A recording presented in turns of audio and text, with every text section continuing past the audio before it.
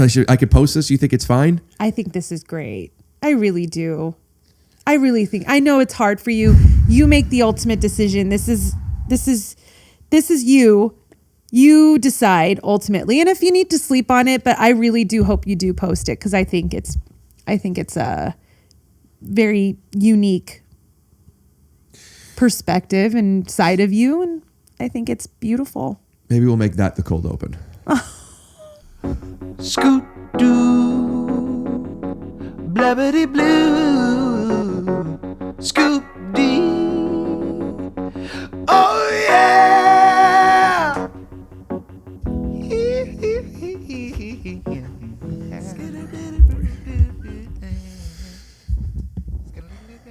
Happy New Year, everyone. You said you're feeling sad today. I'm glad I have my doggy. Come here, Alvin. Would you like to talk about it now? I don't want to start this podcast off on a sad note. I love Sona and I'm excited to play with her and have fun. It's also something I'm really grateful for about this podcast is I get to have friends come over when normally I would be like, I want to be alone. That's good. Sometimes it's hard to get out of our heads, and being around other people could be a great distraction. Are you leaving the house? A friend of mine invited me to dinner last night, and I'm like, I'm not going to be good company. And then I was like, I'm just like shutting myself in. And I think the obligation of this podcast that exists forces me to be social in a way that I'm glad keeps me from being so lonely. Fuck, I've been so sad.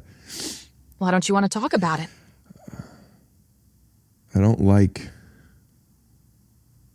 revealing everything on here. That's why I usually don't talk about like my personal relationships, because respectfully to you guys, and I really do appreciate you, it's none of your business, you know? I don't talk about a lot of behind the scenes work stuff.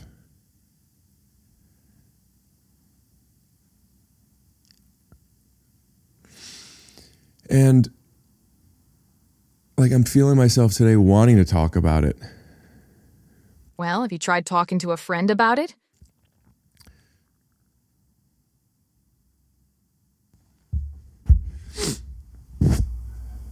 Yes, I'll take you home. Yes, I'll take you home. Yes, I'll take you home. Sure, yes, yes, yes, yes, yes. Yes, yes, yes, yes, yes, yes, yes. Are you a girl, boy? Boy. Boy, what's his name? Alvin. Alvin. I can't. Alvin. I can't. Oh my God, are you obsessed with him? Yeah. I don't know how much of this opening we're keeping in, but for those of you that say the dog is ruining the podcast because he's becoming the focus of the podcast, listen, I need him. I need this dog. And if you're not okay with the dog, I would suggest always just fast forward the first few minutes of an episode. Once everybody settles in. That's a cool sweater. Thanks. I got it every year I go to Disney and I try to get a new shirt. I got this one That looks kind of recently. retro.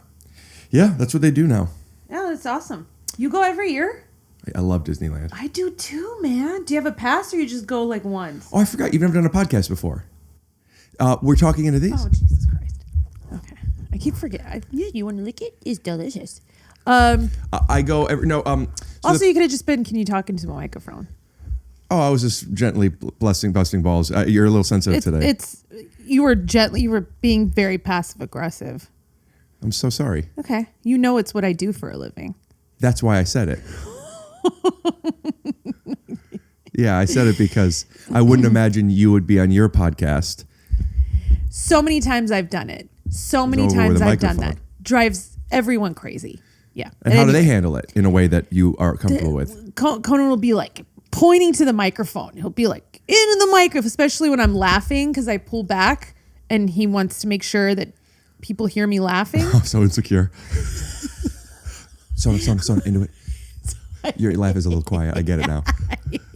Don't sleep on Sona's impression of Conan O'Brien, but do sleep on a Helix mattress. Go to helixsleep.com/TYSO for 25% off site-wide, plus 2 free dream pillows with mattress purchase. That's helixsleep.com/TYSO for 25% off site-wide, plus 2 free dream pillows with mattress purchase. helixsleep.com/TYSO.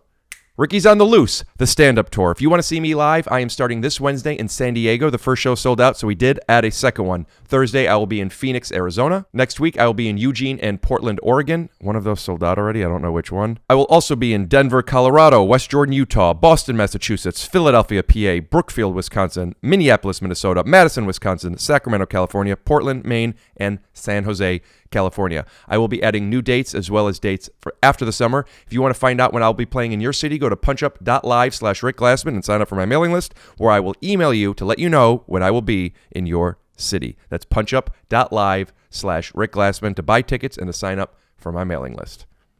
You're awful. Yeah. Wait, so you go every year? Yeah. And hold on. Once a year. Once a year. I don't get a pass. The past 2 years, I was on an ABC show, so I got the treatment. Where they give you the VIP tour guide. You don't have to wait in the lines. Did you get in for free? Oh, yeah. For 10 people with the tour. Stop. Yeah. Where was my... And the parking. Where was my invite? You know what? I didn't even consider inviting you. I know. It's okay. And if I wouldn't have considered inviting you. But after this... I absolutely would. Last year I had an extra ticket too. Oh man! I didn't even think about it because you have a family. I know you would think that I would want to take my kids, but I don't because you know what the thing. I grew up in LA, so I grew up like going to Disneyland every once in a while. But it was like I could only eat with when my parents said we were going to eat. I couldn't go high. Like I couldn't do. You've never gone high? No, as in like when I was a kid. Right. So now I do Disneyland the way I want to do Disneyland, which is I can eat all the food I want anytime. How many corn dogs do you get? How many corn dogs?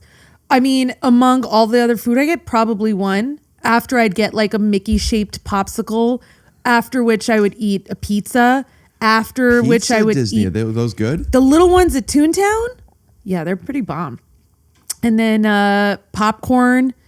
Yeah, popcorn, churros, and I don't do churros at all, or I don't Disney? mess with churros. No, I don't like them. Are you doing it? Are you doing this? I'll probably put them on in a sec. Oh, okay. I'm in a weird mood. What's the matter? I'm in a weird mood. So like, sometimes it makes it easier to have less things on me, and I will adjust into it. Okay. We don't have to. I can take mine off too. Oh, I'm having a great hair day. Well, then take them off. Okay. You always have a good hair day. No. It finally grew in. I did a good job. Rick, you just need to go for it.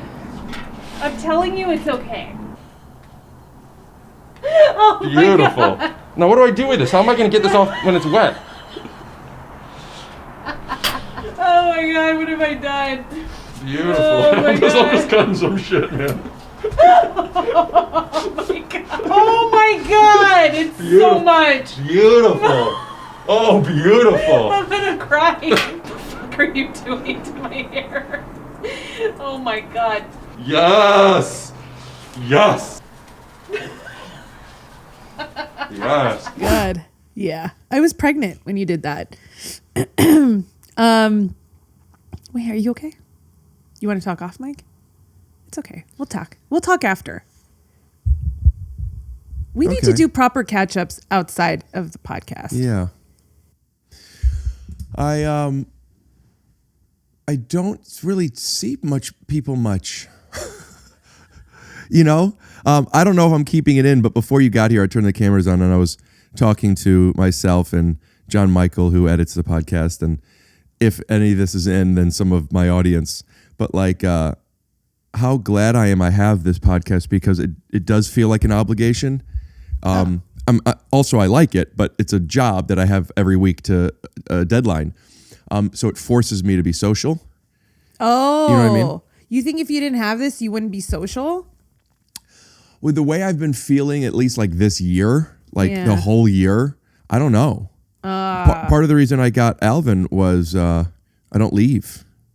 Well, you know, I think that's valid. There's nothing. I mean, I want to say there's nothing wrong with that if that's what you feel like doing, right? I'd hang out with Alvin all day. If I had Alvin, I would just stay home, watch movies, and just hang out with Alvin. Do you not hang out with Oki like that? I hang out with Oki. We were so worried after we had the boys that we would neglect Oki, that we've overcompensated, and sometimes we neglect the boys because we're too busy, like just loving Oki too much. How so?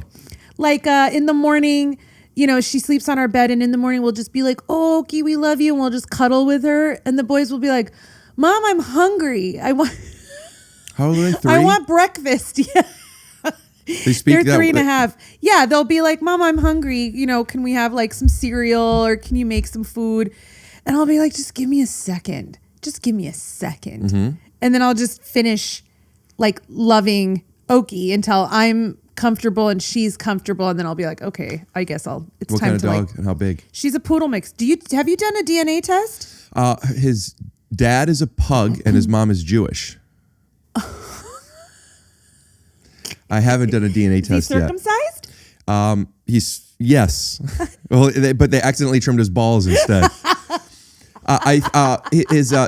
Where I rescued him, they knew the foster people, and his dad is a pug and his mom is a Chihuahua. But they also thought some dachshund, and I'm curious which side, so I should do a DNA test. You should. We did a DNA test on my dog, and we found her sibling. Oh, it does that? It's like a human DNA test where it'll match them up like genetically with how many percent they're connected to certain things. Did you end up meeting the... That's a really funny documentary. So Tack was really more into this than I was. I was just like, I don't know why we need to know our dog's DNA. Did I do this already? Sorry. Oh. Yes. Hold on. I'm listening. I don't know if this is rude, but I need to fix this. No. I'm used to it. Holy shit, I didn't even have this camera going. I'm so glad I just checked. All right. Are these new cameras? They are, yeah. I could tell. They're really nice. Well, they really need to be on. You know? Which is interesting because I'm on so often. I see the red light on that one. Yeah. You were saying? Look at him with his little duck in his hand. Come on. I know. Is that your duck? That's your duck? I love your duck. No, so we did. So Tack was really into doing this DNA test, and we did it. And then it said, oh, you know, she's whatever percent related to this dog. And so Tack messaged the owner, and they sent a photo, and they're like identical. They look so much. They're state? like identical. It's California, because she was found in California. And then I think Tack really wanted to like set up a play date, but the other owner was like, you know, we're good. We know they exist. Did you say, I am on a podcast that I don't know how to laugh into the microphone for? A little closer, a little closer, a little closer. No, I didn't. We were just like, okay, well, you know, basically Tack was just kind of trying to start a dialogue with the owners, and they were like, we don't know you. Just because our dogs are related, why would we get together with complete strangers? And I think they have a point. I don't think that they should, but the reason is, here would be my reason. Oh, that's interesting. I get we don't know each other. Our dogs are siblings and they're so close. It might be fun to have big dog friends and see each other. I don't know. They just weren't into it. So it never happened. If I found his siblings, I would make a point to go. So he loves everything so much. He loves people and doggies so much. And when I'm taking him on a walk, when there's another person, not always, but more than not, he like mushes towards them. Like he's like pulling me. He needs to go see them. And once he sees them, he says hello for a few seconds and then that's it. Yeah. And I have this thought where I'm like, I wonder if he's like looking for somebody. Oh. Like, is that the smell? Is that like a person that took care of me before, at first? Oh my God. Oh, Rick. And you should find his people. But that means that they also have to do it. That's the way it works, though. Of course. It's like a human DNA, Ancestry.com, 23andMe thing. If the owners of his siblings or his family haven't done it, then you're not going to find anything. I heard 23andMe is going out of business. Listen, when I say I heard, I I saw a post. I then Googled a news article. I didn't do much research after that. Okay. But what I did see was that the contract of all of the data that they're holding, if they sell the company versus just, I guess dissolving it, the new people that buy it don't have to adhere to that contract, and they have all these people's data. I know. Have you done it? I'm not going to say whether or not I have or haven't, but I will say this. If I ever did do one of those things, I wouldn't be giving my real name. Oh, okay. I didn't know you had the choice to do that.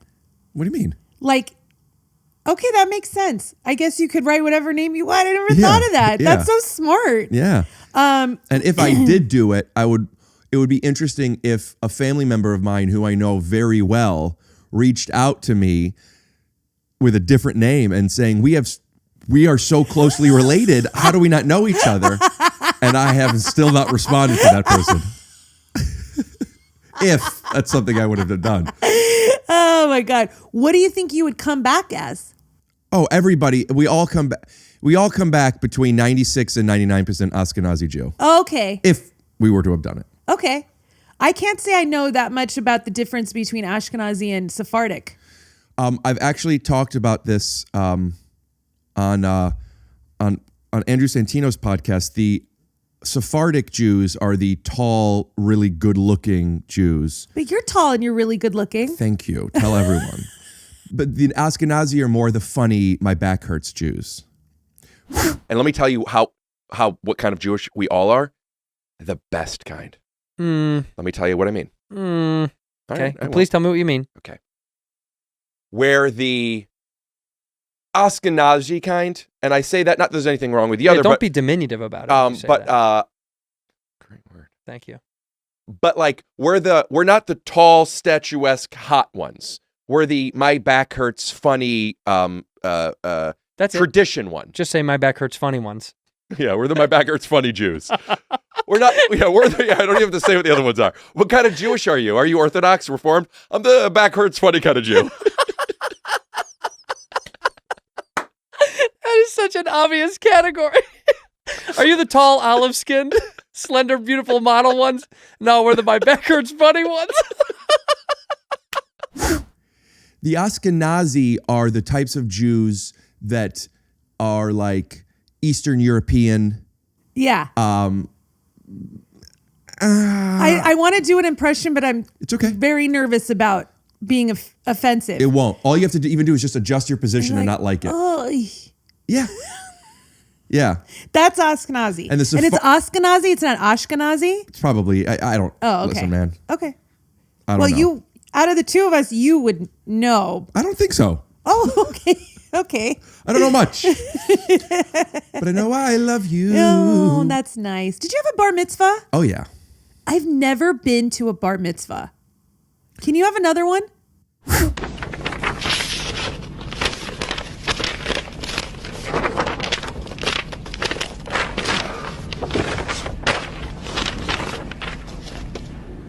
I could send you a clip of mine. You were doing it like that? I didn't know that I was doing it like a comedian, but like I was like, let's see what else Were you here. working the room? There was some concern that he could live up to it, that he could do it. I must tell you, Debbie and Steve, that my only concern is I think he's ready to go Orthodox. I think I was trying to. Do you remember it? Atem nitzavim hayom kulchem lifnei Adonai Elohechem. אתם ניצבים היום כולכם לפני אדוני אלוהיכם. Do you know what you're saying? I don't remember, no. Today, you are all standing before God your Lord. Your leaders, your tribal chiefs, your elders, your law enforcers, every Israelite man. Your children, your women, your prophets in your camp. Even your woodcutters and ladder drawers. I don't remember what I was saying. Even then. You just remember like when reading it in the words, but yeah, you don't know what you're saying? Then I did. Oh, okay. So I didn't know what I was saying. So I learned the Hebrew alphabet and I learned how to read. Okay. And phonetically. But I didn't know what I was saying. Some words I knew, Adonai is God, and like there's some words that you know. Even I know that. Well, do you? I know Adonai is God. I lived when I was in college. I lived with a lot of. There was 7 of us that lived in this house near USC. Utehen and Chat lived in this house. Oh, okay. And then there were quite a few that were Jewish, and it was the first time I celebrated Hanukkah. Is that how you got into comedy? By living in that house With Jews? You assume all of them work in comedy? Not necessarily work in comedy. I don't know. I don't know why that question came from me living with 7 girls, most of which were Jewish. Were any of them funny? All of them are funny. Yeah, I would say all of them. Isn't it crazy? And you know what? The Sephards, not that funny. Well, They're I too think pretty. part of the funny, though, is the right? Yeah, but they're getting, I'm going to guess Larry David as Ashkenazi, yeah. right? Well, New York. That's what I'm saying. That's Same what I thing, have in yeah. my head is that, that image. Absolutely. Okay. What were we just talking about? Jews. Always. The roommates, something or other. You asked me if I got into comedy because I lived with Yeah, but right before some that. Jewish girls. Oh, we were talking 23andMe or Yes. or, Yeah. Ancestry. I would like to do the dog thing. You should. Yeah. The What do you do? company's You called swipe Embark. in the mouth? Yeah. The company's called what? Embark. Smart. Yeah, I know. It's cute. It's real cute. Yeah, I got to get my paws on the URL. Oh, boy. You know what? I don't want to be rude, but I got to flee for a second so I can look it up. Kibble. Beep, beep, beep, beep, beep. Yeah, that's why people get annoyed. We're just like, hi, buddy. Oh, Wait, what do you mean? Do you read the comments that people leave you and they're like, is it okay that I'm doing this? Yes. Okay. There's always so many rules when I come here that Since him, I've gotten a lot better. Oh my God. Okay. Yeah. That's cool. I've noticed there's no special blanket. That's the blanket. It's just changed? Yeah. Okay. And then when people are gone, you take the blanket off and you're blanketless. No, I usually keep it there. Okay. And then I'll wash it after a couple of guests. Yeah. And but I don't sit there. Even when I take the blanket off, I never sit there. Is this your spot? That or there. I eat there. I eat on the spot next to you. Why here? So I could have the ottoman in my tray. Oh, okay. You don't want to do the tray on the lap? I don't do the tray on the lap. I pull. This is distance. I pull it toward me. Okay. And but your legs wouldn't fit. Are you doing crisscross applesauce? No, I do it like. I want to know how. I want to see how you eat. It would be like this. Right here. Oh, okay, that's fine. Yeah. Okay, that's fine. I get it. That's good. Oh, thank you. Okay. And then there is when I'm really having a night. I got my little fort over there. I got my pillows under my legs. Doggy jumps up on my lap, and he loves to be under the covers. And I don't know if you can see, but there's some holes in that blanket from a. Oh, I do see it. And he puts his little head through to look at me and goes back. Oh, man, that's Yeah. cute. Do you still watch a lot of movies? Yeah, I rewatch a lot though, so I'm not up to date. So you're not watching new movies? Sometimes, but no. You don't go to the movies anymore? I decided the other day I got to start doing it again. I used to all the time. Yeah, I know. I remember. You going to movies? No. Got a family. It's tough, huh? No, last movie I saw was Wicked at the Alamo Draft House, which I'd never been to before. Nor I. It's awesome. Also, I can't deal with people on their phones and texting, and they're very you can't do that here. So I like going there. And you can eat and stuff during the show. So you don't like phones, but you're okay hearing little chews? I see what you're doing. Doing? I know. Yeah, I'm okay with. You don't hear it. People aren't chomping. But the glow of that's annoying. I agree. So I don't like that. I would take the chomping over phones. Okay. Okay. I feel like you're judging me a little bit. I'm sorry. I didn't mean to. I'm asking you a lot of questions because this is the only time we see each other. That's the thing. Are you happy? Huh? Are you happy? I am. Yeah. You buying any more houses? Let me see. Nope. I have not. My dream in life is to own a beach house one day. And every once in a while I'll go on Redfin and I'll be like, why am I doing this? I can't afford Where Any of where it. would you want it? Anywhere. I be looked anywhere. all along the coast, like from San Diego up to past Santa Barbara, because Do I you want think to this be is within relatable? like a 2 or 3 hour drive, huh? Do you think this is relatable? This is relatable because I cannot afford it, is what I'm saying. I think Just like everybody, us. I think everybody goes and sees how much houses are in certain areas that I they don't want to know if buy. that's- I'm curious. I wonder if that's a thing. That's not something I do. I know people who do this all the time. Are these celebrity people? No, they're not. I don't know celebrity people. I'm saying like people will go on and just like think, oh, what if I, get a house in this area, and then you like just look at it, but I'll never be able to afford it. Not with that attitude. No, not with my wallet. Why don't you ask your boss to pay you more at this point? I did. Did he say okay? I don't even ask him because he doesn't know what's Right. going on. I ask other people, and they did. They We'll take bleep care it. of me. What are you up to an episode now? Wait, are you really gonna bleep it? Absolutely. Her friend and her a week. Yeah, you're not getting a house with that. I'm not. Fuck, you got to be getting more than that. I know. I'm gonna ask for more. You That's- have to bleep that out. The number. Yeah. Yeah. But they're gonna see my mouth moving. Buddy. Okay. We don't just bleep. On Take Your Shoes Off, we also blur. Wow, that's I thought that's what you were getting when you told me like 2 years ago. No. And now I'm like, oh man, should I get more? I'm gonna ask Yeah. for more this year. Yeah. Warning, I'm gonna ask for more this year. I am. But I mean, they take care of me. I will say. What does I that have mean? so You much get flexibility. You get insurance, they take care of your car. No, as in like I have flexibility to just hang out with my kids all the time. I don't go in every day. It's nice. You go in twice a week.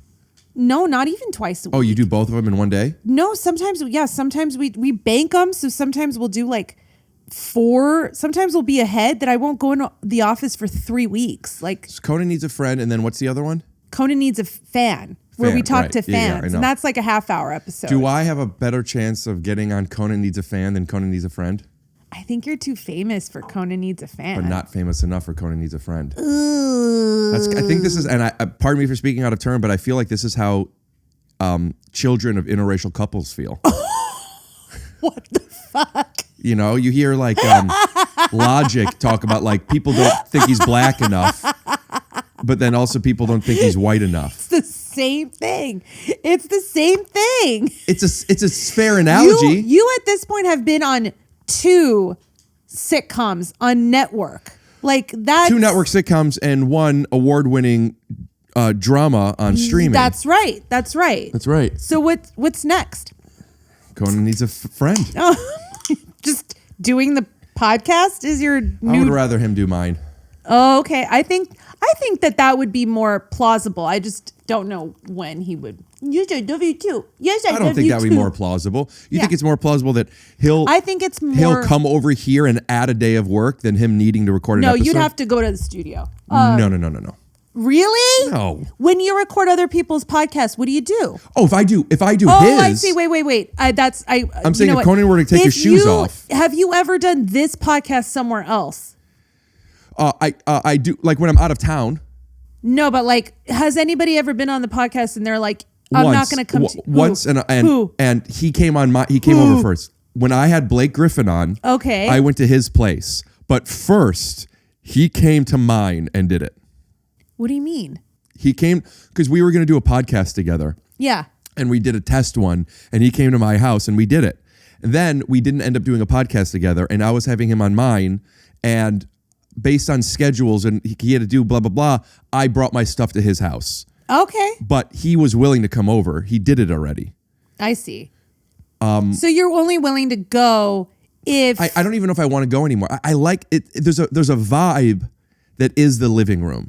Yeah, that's true. I also don't let people bring in their managers or PR people. Really? And there have been some pretty big people that said that they need to have this or that. And I say, if that's a deal breaker, we can't do it. Did they do it? Always do it. Really? Not to say they always will, but yeah. Yeah. I don't want somebody watching. I'm with you. Yeah, and when you're at I get it. if I were to have Conan on my podcast, but I go to his place, I wouldn't feel like I'm hosting him. Yeah, it wouldn't look like you are either. Right. Right. And I think with Conan, because he is near the top of the list. Near? Oh, yeah. I mean, Who is Larry the David, top? Michael Jordan, LeBron James. I really want to get Will Smith back on. Schwarzenegger again. Did you notice? Because I got Will's and Arnold's book there, but look who's at the top. And that's not just because that's not because you're here. Is that always like that? I don't know if it always is. If somebody takes stuff and moves it, but when I notice, I always put it on top because that's who's most important. Rick, that's so sweet. You know, I'm working on my second book. Really? I sold it already, which And means you I haven't have to write it. Wow. It's the world's worst mom. You got a little what's it called? Franchise working here. I don't know what's next after that. World's worst podcast guest? Oh. And you can just go to all the time Oh. or away from the microphone? Oh.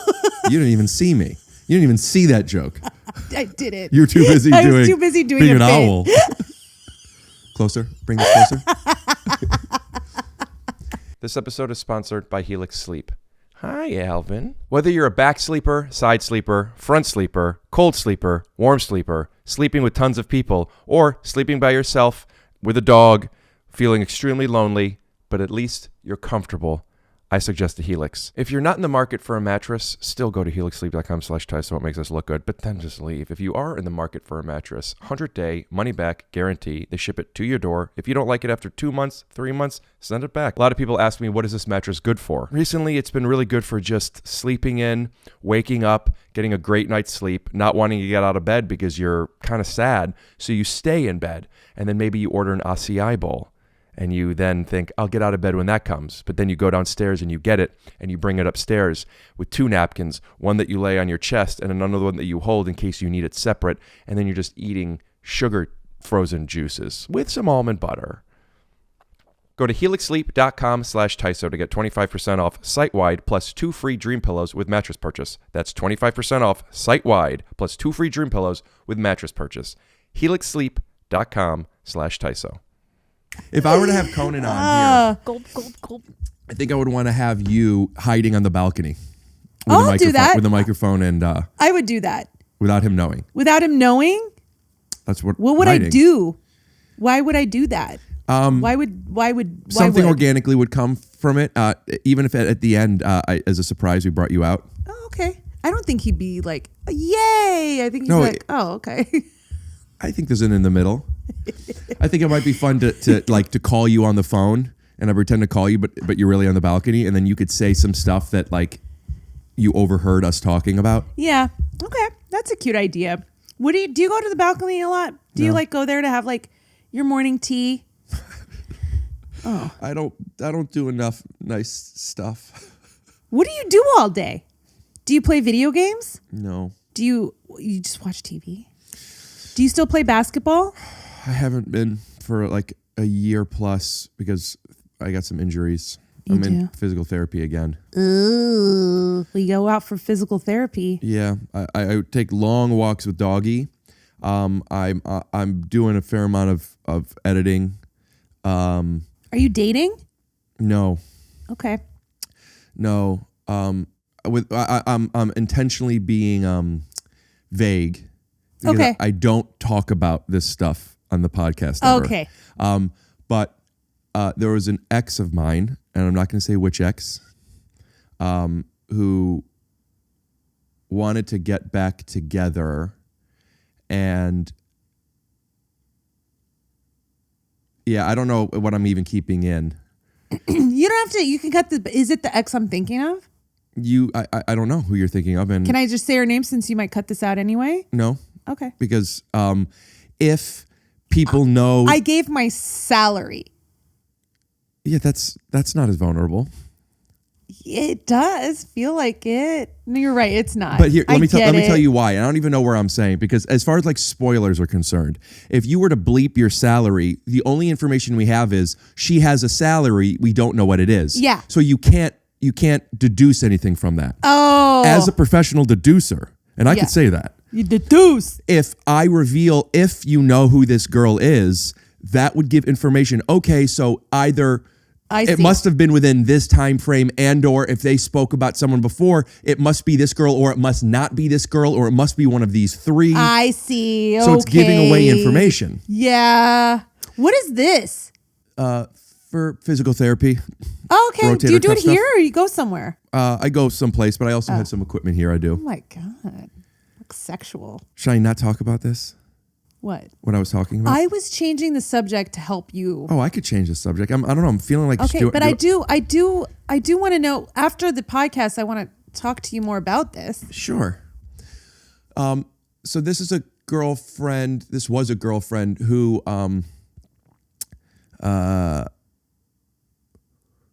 wasn't always the kindest person to me. And unfortunately, I had very strong feelings for this person when we were together. And, you know, you try and figure stuff out, and like, she would apologize, but, and not particular to this relationship, but there's something that really cemented home to me when I was dating this person was apologies really are meaningless without a change in behavior. Right. Yeah, I see that. I get it. I get it. And then what makes it tough is I believe the person is sorry. I believe that wasn't their intention, or I believe that they were reactive and they were unable to control it in a moment. But like, if you keep doing it, yeah, what's the point? I get it. And I have a pretty thick skin. Yeah. On top of I'm a very sensitive boy, and like, you only let so many people in, and when it's the case, like, yeah, be kind. And like, and you're a really nice guy, so I get it if someone isn't nice, or you know what I mean. You're a very sensitive person, and you're very nice. So if people don't treat you with that same courtesy, I think I can see how that could be frustrating for you. When I learned about things and how people receive me, I started doing things like what I did with you. I'm still playful. I still bust balls. But when you said that was passive aggressive, when like this, yes, I didn't really think I hurt your feelings much. No, you but didn't. I did notice that you noticed it. And I genuinely asked you, how would you want me to handle that? Like, what could have been better? And then you said Conan, and it was like, oh, we're okay. Yeah. Like, I try and learn those things. And I don't know if I'm being so boring. I'm just being so vague with not giving any specific examples of things from my past that can tie things in. Because also, another reason I don't like talking about my personal life with certain things is it's none of their business, but also like some stuff feels like I don't want to give information about another person. That's their business. And I don't want to be speaking even negatively about somebody as much as just the negative experiences that I had with this person. And yeah, I don't want to be mean. But this person wanted to try again. Yeah. Do you double dip often? Like, do you go back to the well? I used to do that all the time. Okay. Tell me. Like when you date somebody, you break up and you're like, oh, maybe we should try it again. And then you do try it. I don't even know how many guys I like had dated that we stopped dating. And then I was just like, maybe we should try it again. And then, you try it again and you're like, oh, this didn't work. This is why it didn't work. I've heard of stories where it did end up working. Yeah. So I don't necessarily have a strong point of view on that, but no, that's not you. I don't think I've ever done that. Really? Yeah. Wow. Okay. So when this person wanted to... I didn't even do that in this situation. Okay. In this situation, this person happened to have, we happened to have like, oh, let's hang out again. And just like, I set very clear boundaries. I don't feel safe in a relationship with you. Oh. And, but I'm also very interested in like seeing what maybe has changed, and like, I don't want to get back in a relationship right now, but also like made clear boundaries of like, I'm not going to be dating other people while we're trying to figure this out. And let's see if we could just, enjoy each other's company. Okay. Because there were a lot of things of the relationship I really liked. I just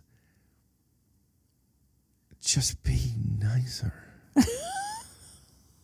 Just be nicer.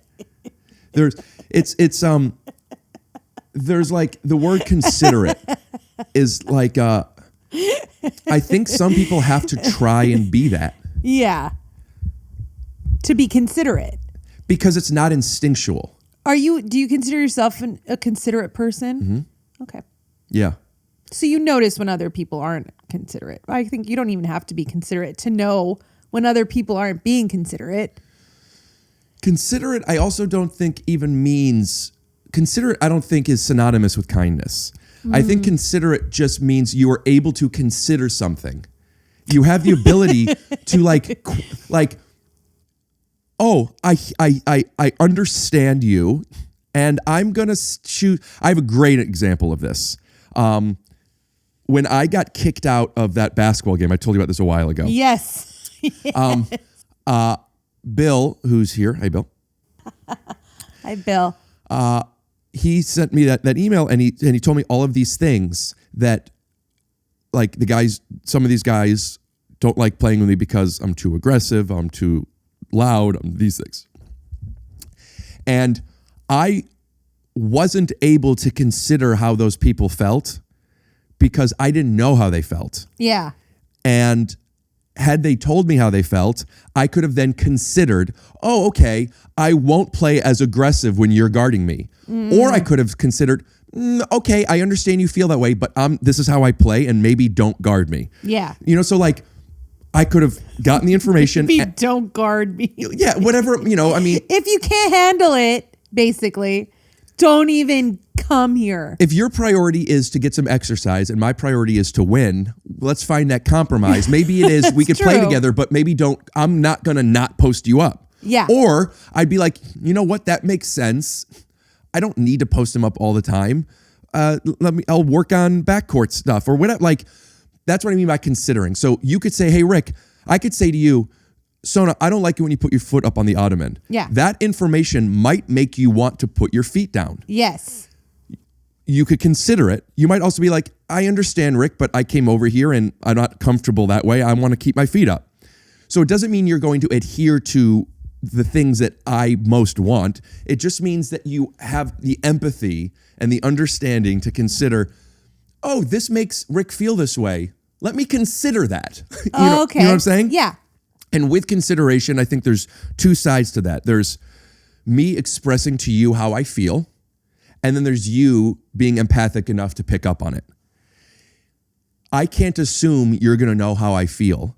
So I am going to tell you how I feel. Okay. Right? Yes. Am I going too deep into this right now? Is this a boring conversation? It's not that it's boring. It's that I'm hammering it home too much? No, you've really taken the time. Like, I don't think I've ever analyzed being considerate this much before. You really. Well, the thing is, I missed out on. I didn't intuitively pick up on how people felt. Right. And with that, But you need to be told things. Well, right? That's just who you are. People need to be told things. Maybe me so more than others. But you didn't pick up on the cues when you were playing that people were like, no, that's why I made that. That's why I made that I Am Phenomenal video. Did I ever show that to you? I saw it. No, I watched it when you posted it. The idea of I Am Phenomenal was I really thought I'm the best. People love me. They can't wait for me to show up. They want me to be on their team. I'm making everybody laugh. And then I found out there were a couple of people that didn't even want to go when I was there. Oh, no. So no, I didn't pick up on it. But had I had that information, I would have considered changing my behavior. Okay. Would you have really? Absolutely. Since then, I've or grown are you so like, much from this is how I play basketball? I don't believe in the this is who I am, take it or leave it. I think that's such fucking toxic But it's not who you are. It's how you play basketball. They're two completely different things. But yes and no, because I play basketball the way I play basketball because of a lot of factors, some of which subconscious. Okay. Some of them are, this is where I feel confident. This is where I feel valuable. This is where I feel accepted. If I knew that these same behaviors that I'm doing to feel accepted when I was younger and being part of a community finally are actually excluding me from things, I don't think I would value winning at all expenses as much as just going out there and, meeting people, not necessarily in the middle, but like the example I've given before is people with it doesn't matter. I don't need to. And I'm talking. I always do with you. You always ask me questions. And I know. I'm sorry. I asked you so many love questions. it. I want to talk, but you're my guest. I am like always fascinated at how many conversations happen behind the scenes where like behind your back, basically behind your back, where people were talking about you to the point where Bill, and this is a huge credit to him because I don't know if I could have this conversation with someone if people were like, we really don't like, how so-and-so does things. I don't know if I could be like, I'm going to talk to him and tell him that he just can't come. I was very grateful for that email. But I know, but it's like, it was an email. It was an email. And he also said you can't come. That's easy. It was an honest email, and it was take a couple weeks off. I want you to know you could say fuck these guys, but I think that you might not be able to realize how some of these people are feeling. Did you ever go back? Yeah. There's no sugar in this? It's monk fruit, right? Or something. Are you kidding me? Or maybe there's not sugar. I don't know. Oh my God, she's so sweet. I was like, how much sugar is in this? Well, I could say the same about my ex. She's so sweet. Oh, okay. But no, she is. She's a great person. Yeah. I mean, you were with her. Yeah, she is a great person. Is your mom like, Rick, when are you going to find a nice girl and get me some grandbabies? Or does she stay out of it? She doesn't necessarily stay out of it, but she doesn't pressure anything. And she definitely doesn't pressure grandkids. Okay. My brother's son is the same age as Alvin. What? Yeah. You're an uncle? Oh, yeah. Rick! I love him. Oh, my God. I didn't know. I didn't know that you're an uncle. You have a nephew? Get out. Are you fun, Uncle Rick? And they live here, don't they? Gus. Oh, my God. So how often do you see him? I mean, maybe just a couple times a month. Okay. Sometimes a little more. Yeah. Oh, my God. I love being an aunt. Before I was a mom, I was an aunt, and being an aunt and an uncle is the best. Sure. It's the best. Yeah. I think I like it more than being a mom sometimes. Well, that's a bummer. I want to be a dad so much.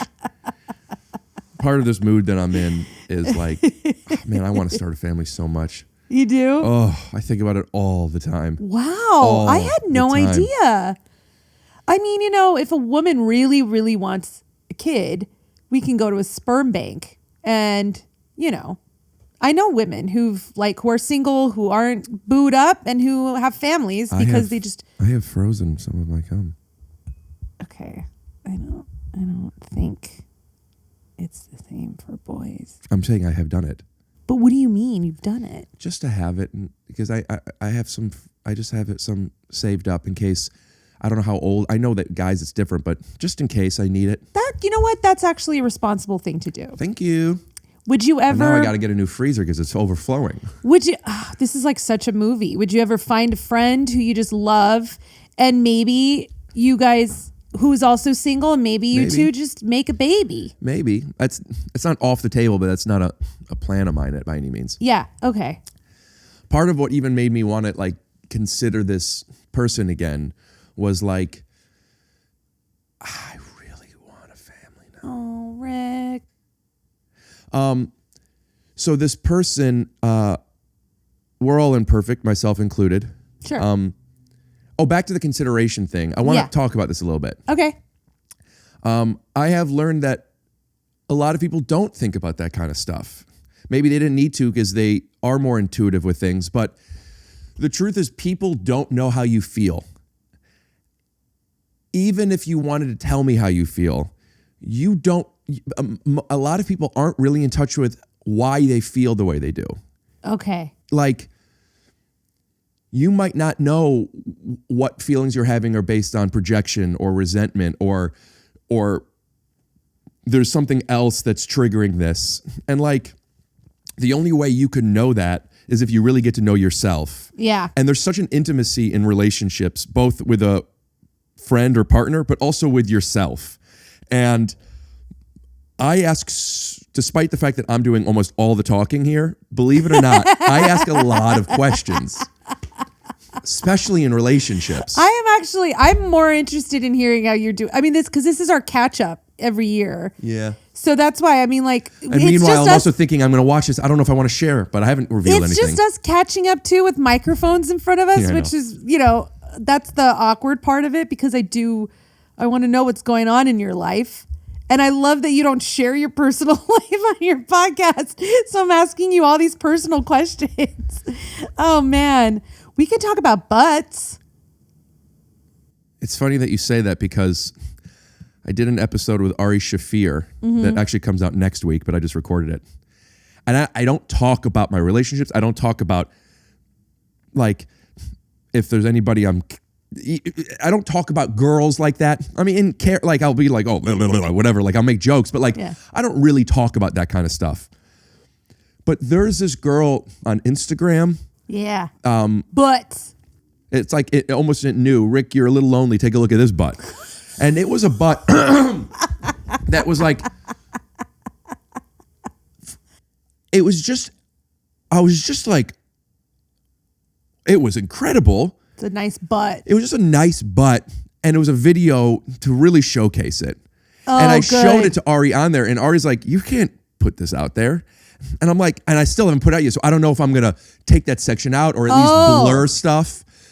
Because I showed him and I showed the people. I mean, it's her public Instagram. I also feel like I need to ask her permission. Oh, yeah, maybe you might need to. That's a good thing to do. And she might appreciate it. But yeah, I mean, because she's posting her butt because she's proud of it. I'm not posting my butt. I'm not proud of my butt. I'm sorry. It's not that I'm not proud of it. It's that, like, because I'm comfortable with my body. I'm not like, I don't like my body. But I'm not comfortable enough where I'm going to, like, here's my butt. But have you seen? If you did. Have you seen have you seen The Substance? The way I ogled over Margaret Qualley's body, and afterwards, I don't know, but we'll put up a picture. Yeah. Whoa. And it's like close-ups of her butt, because it's like purposeful. There's a reason why we're looking at her body so closely. And I didn't know this, but she had prosthetic boobs on, but I think the rest of her is her. I think, and it's like flawless. But prosthetic boobs? All of it, the boobs, the butt. I think the butt might be hers, but it's just like so smooth. And she was a dancer. So I'm like, of course you have this body. Right. Like, how do I get my hands on that? You mean the prosthetics? No, or on her butt. I want to touch her butt. And I don't want to touch her butt in like a sexual way, in like a research way. Just be like, what is your butt? How does this happen? And how firm? You must have like guys whose bodies you're like, how did this happen? Sure. Right? Yeah. And anyway, I don't know how we got. Because I just said butts. We started talking about this. Oh man. Well, you suggested it, so here we are. You apparently had a story queued up from when you were talking about butts another time. Yeah.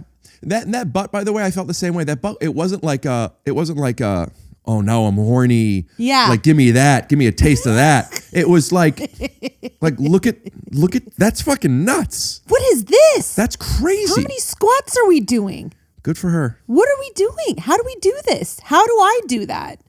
And do I have the, absolutely, willpower and the drive to actually do what she does for her butt? Yeah. I don't. Spoiler alert. Well, keep getting paid a week. Bleep it. And blur it.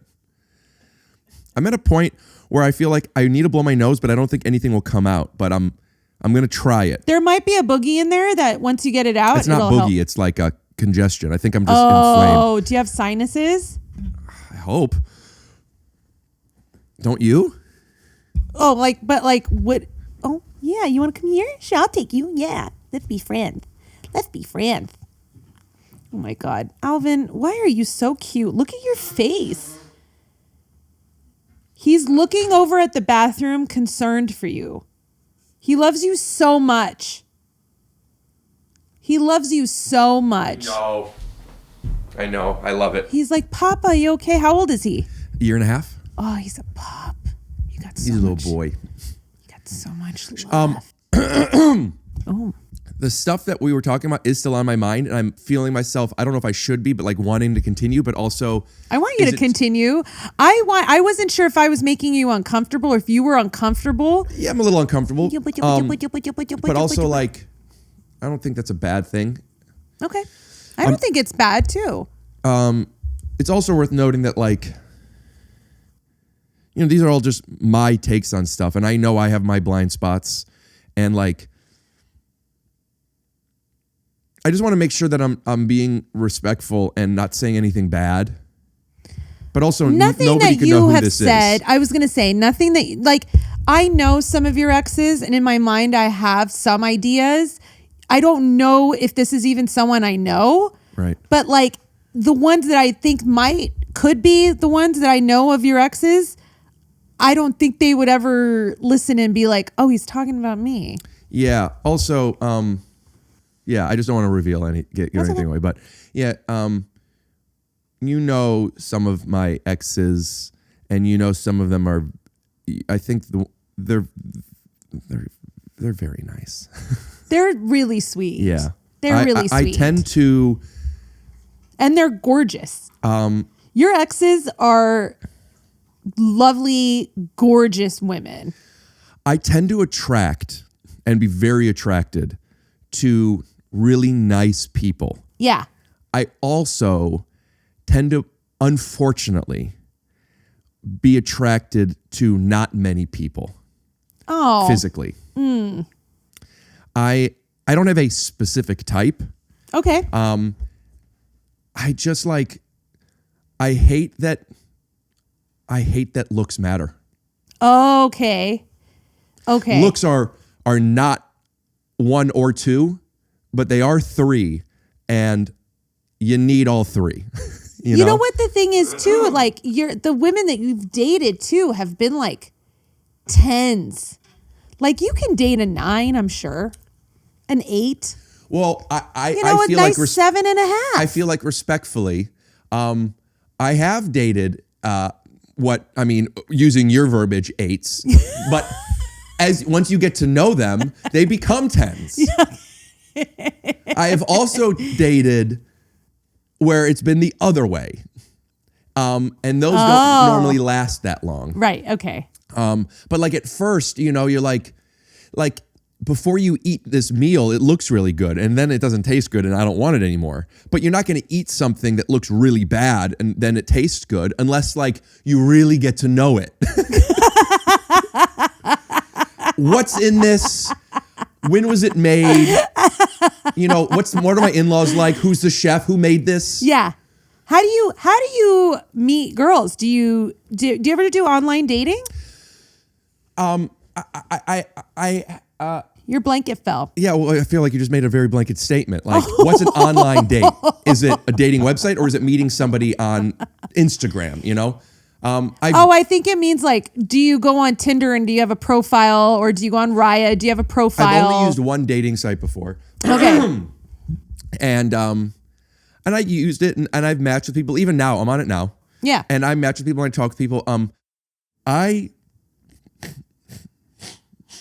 Something's going on You here. need to do a thing. Nothing do came a out. thing. Nothing? Do you need mucus? Do you need to like hock a loogie? Is that a metaphor? You need to expel your mucus. Yeah. Is that a metaphor? It means get the mucus out. If you can't get it out from your nose, try to get it out from your mouth. Hold on one sec. My dad's calling. Oh my God. Daddy, I'm on the podcast. Do you say daddy? Okay, well, really. by the way, just wanted to say hello. I miss you. I love you. Talk to you later. Anything you want to plug? I'd like to plug my show in San Diego, January 8th. We've added a second show, and everybody should come out and see it because it's hysterical. Wait, what show? Phoenix on January 9th. And if you want to get tickets, should you go to punchup.live/Rick Glassman? Yeah. All right. And for any of you by chance, if you happen to be from Eugene, Oregon, I'm slapping up there to see you guys real soon, too. Yeah, the next week I'll be at Eugene in Portland, Oregon. Yes. Good call. Love those Oregon comedy clubs. Who are you telling? I'm on the podcast with Sona Movsesian. Hi, Mr. Glassman. Oh, I know. Hi, sweetheart. How are you? I'm great. How are you? Never better, thank you. Very happy New Year to you. I'm a little starstruck talking to you, to be honest. Yeah, I should be starstruck talking to you. Oh, stop it. You stop it. No, I really, I can't tell you how many videos I've seen, and Rick talks about you guys all the time. It's really nice to talk to you. Well, now you can see where Rick got all his antics. All right. I'll let you go. I love you. All right, Sonia, I love you. Take care, honey. Love you too. Bye. Movsesian, by the way. Yeah. I'm impressed. Also my book is right there. No. Don't act like you're not reading it. Movsesian. Oh, it's covered. I'm impressed. So while we're talking about consideration, when you came over on the balcony at the other place. Yeah. I didn't pronounce your name right. Uh-huh. And I remember. You made a joke about it a couple of times. Mm-hmm. And I recognized, this might be important to her. Of course it is. I didn't just learn how to say Movsesian. I learned how to spell the damn thing. I don't know how to spell much. It's hard. It is hard, but it is, you know what? I think that it's just respectful to all people who have names that are ethnic or a little unorthodox for us to say their names correctly. I understand. Yeah. And I do feel strongly about it. And I have an easy name comparatively speaking. Sona is easy. I think my dad called you Sonia. It's okay. Your dad can call me Sonia. Okay. Because he's just nice. Also, was that planned for your dad to call? No, I really? started vibrating. Oh my God. What would I? Hey, Dad, call me during the podcast. Well, he plugged your shows. Oh yeah, he's a salesman. Does he go to your shows? I mean, he's been to a fair amount of shows. Is he going to the ones in San Diego and Eugene? So I'm doing my first proper tour starting this month. I'll put up the dates here, and I don't know where to look. My cam? Well, we'll figure it out. And I think he was just helping me promote him. I forgot to even do that. That's really sweet. How long is your tour? Well, right now I have Ricky's on the Loose tour from January through May, and then I'm going to do and then I'm going to do a back end after the summer. Are you working on an hour? Yeah. Can I tell you something? Yeah. I'm getting good. I always thought you were good. You always made me laugh so hard. But I'm building an act now for the past year and a half, as opposed to just always more experimental stuff. You're going out. You're doing sets out there, right? That's something. Yeah. What are you going to do with Alvin? I'll take him. He comes with me. Oh, okay. And he sits on my lap on the plane, and he's perfect. No. It's insane how good he is. Oh my God. He just does that. He'll do that on the plane the whole time. Just play with his duck? That's so cute. The duck I got in Austin, he never really played with toys, and I kept getting him toys, and then that duck got him into it. Oh my gosh, I love him so much. He's so cool. And he just goes with you. He's chill. He's so little. You could put him in your pocket. I bring him to the green room. Do you have a bag? I have a. Do you have an Alvin bag? I have a bag that I bring him on the plane with, but not like a satchel or anything. No, man. Yeah, I was thinking about getting one. That's so cute. Oh, that's so cute. You want your own bag, Alvin? You want your own bag? Oh my God, I'll eat you up. How do I look? I think you'll be happier if I sit up. Because I'm slouching and my chin is doing this. Yeah, I think you'll be happier if I don't know. Did I ever tell you I was in the Rose Parade? I don't know what that is. You don't know what the Rose Parade is? Like at the Rose Bowl? No, the Rose Parade that they have every year. It's going to happen tomorrow in the morning. It's a bunch of parade floats that are made out of roses. And it's in Pasadena. You have to know what the Rose Parade is, Rick. I don't even know how to say Ashkenazi. You think I know what the Rose Parade? So I was in the Rose Parade. I like sat on a float in the Rose Parade. Focus you different. Okay. And I was sitting next to this girl, Alina, who is stunning. She's a reporter for KTLA, I think. Yeah, KTLA. And she's gorgeous. And KTLA broadcasts the Rose Parade. And she knew, like, when we were turning a corner, she's like, the cameras are going to be right here.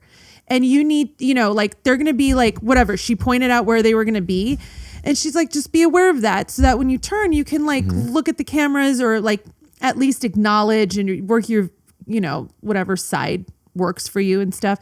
And I mean, she's beautiful. And so we do it. And I completely forgot what she was talking about. And so she does this. She's sitting, we're right next to each other. She does this like stunning hair flip that's like from a movie. It's like in slow motion. And she's like waving to people and you could tell she knows exactly what she's doing. And I'm just right next to her being like, hi, happy new year. Like a complete troll, like such a fucking troll.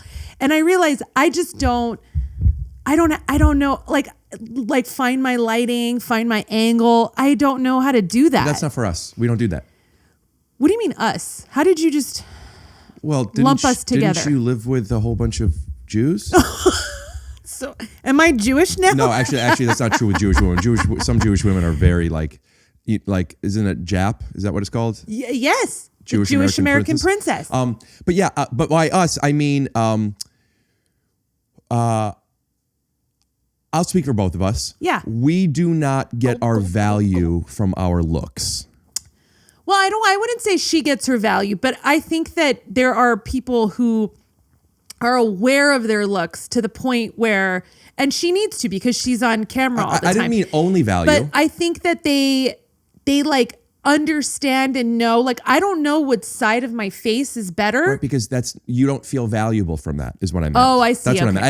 I didn't mean it in such a superficial way. Yeah, that I makes meant sense. it like a lot of more women than men, but men as well, but more women, especially when they're on camera women, like part of what gets them their livelihood is the way they look. Yeah. So like they need to know those things. Butts. Yeah. We don't have that. Our paycheck isn't coming from like if our angle is right. You know? That's so true. And that really helps out because not to say that we don't have our own vanities with things, but like I'm not the hot guy. I want people to think I'm hot. I want people to be attracted to me, but like funny first. Okay. And to me, you going, you know, and you even feel it that way. I'll show you the it's clip. Funny. It is so stupid. We put a picture up. We saw. Yeah. You looked rough. Which is another fun. No, what was the thing called? What was the dog thing Embark. called? Right. Embark. Yeah. Wait, I didn't know you were going on tour though. Till May? Yeah, but I'm trying to not do more than two weeks, just half the month. But still, how many cities are you going to? I don't remember. I think right now I have about 20. Rick, I think that's amazing. Something like that. That's amazing. That's so cool. And you know what? It's about fucking time. I haven't wanted to. I've been too. Yeah. You know. You haven't wanted to? Why? I hate traveling. You do? Oh yeah. Okay. But now thanks to this podcast, I could sell enough tickets to where it feels worth doing it. Nice. I also like that a lot of people think of me as, I don't like that people think of me as a podcaster. Like I'm a comedian, but most people only know me as a podcast. They haven't seen my stand up. Yeah. And because I don't tour. You don't tour, exactly. But like I would rather like if you're going to see me do something, see my stand up, not my podcast. Yeah. So I do feel like, and like people have been coming and I think I'm really happy with like people telling me like they didn't know what to expect and just I'm feeling a bit, especially the vulnerability I have from the conversation maybe we'll get back into. Yeah. I'm not feeling like leaning into the arrogant space, which is where I'd be able to say it, but like there's some compliments I've got that felt really, really nice. Okay. And I also like the reason I feel really nice is because I agree with them. You know what I mean? Like, I'm really good at So this. you're happy that someone is seeing I'm happy that, like, what you want them to see. Yeah. Okay. I'm happy that I'm like, because I really want to put a special out.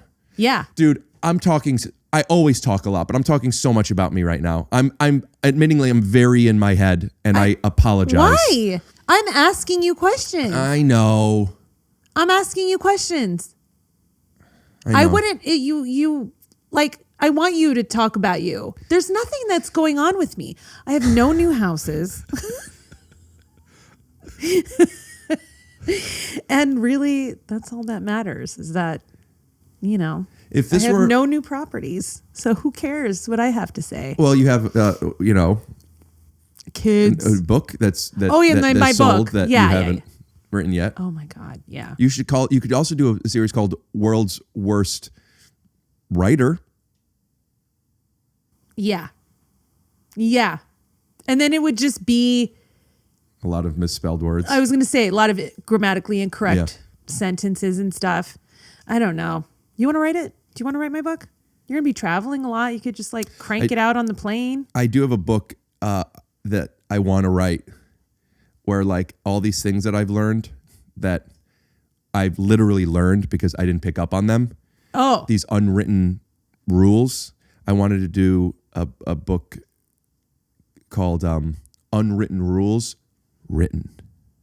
Okay. I do think the story of you being diagnosed on the spectrum is like later on in life is one of the most fascinating things. Just because it's like, I want to go back to that. Okay. When I learned that how much I was missing stuff. Yes. That's where I started about the consideration thing. Yeah. Where I realized that, on one hand, it's not my job to know what people need and want. Yes. I want to know those things, but it's not my job to unearth them.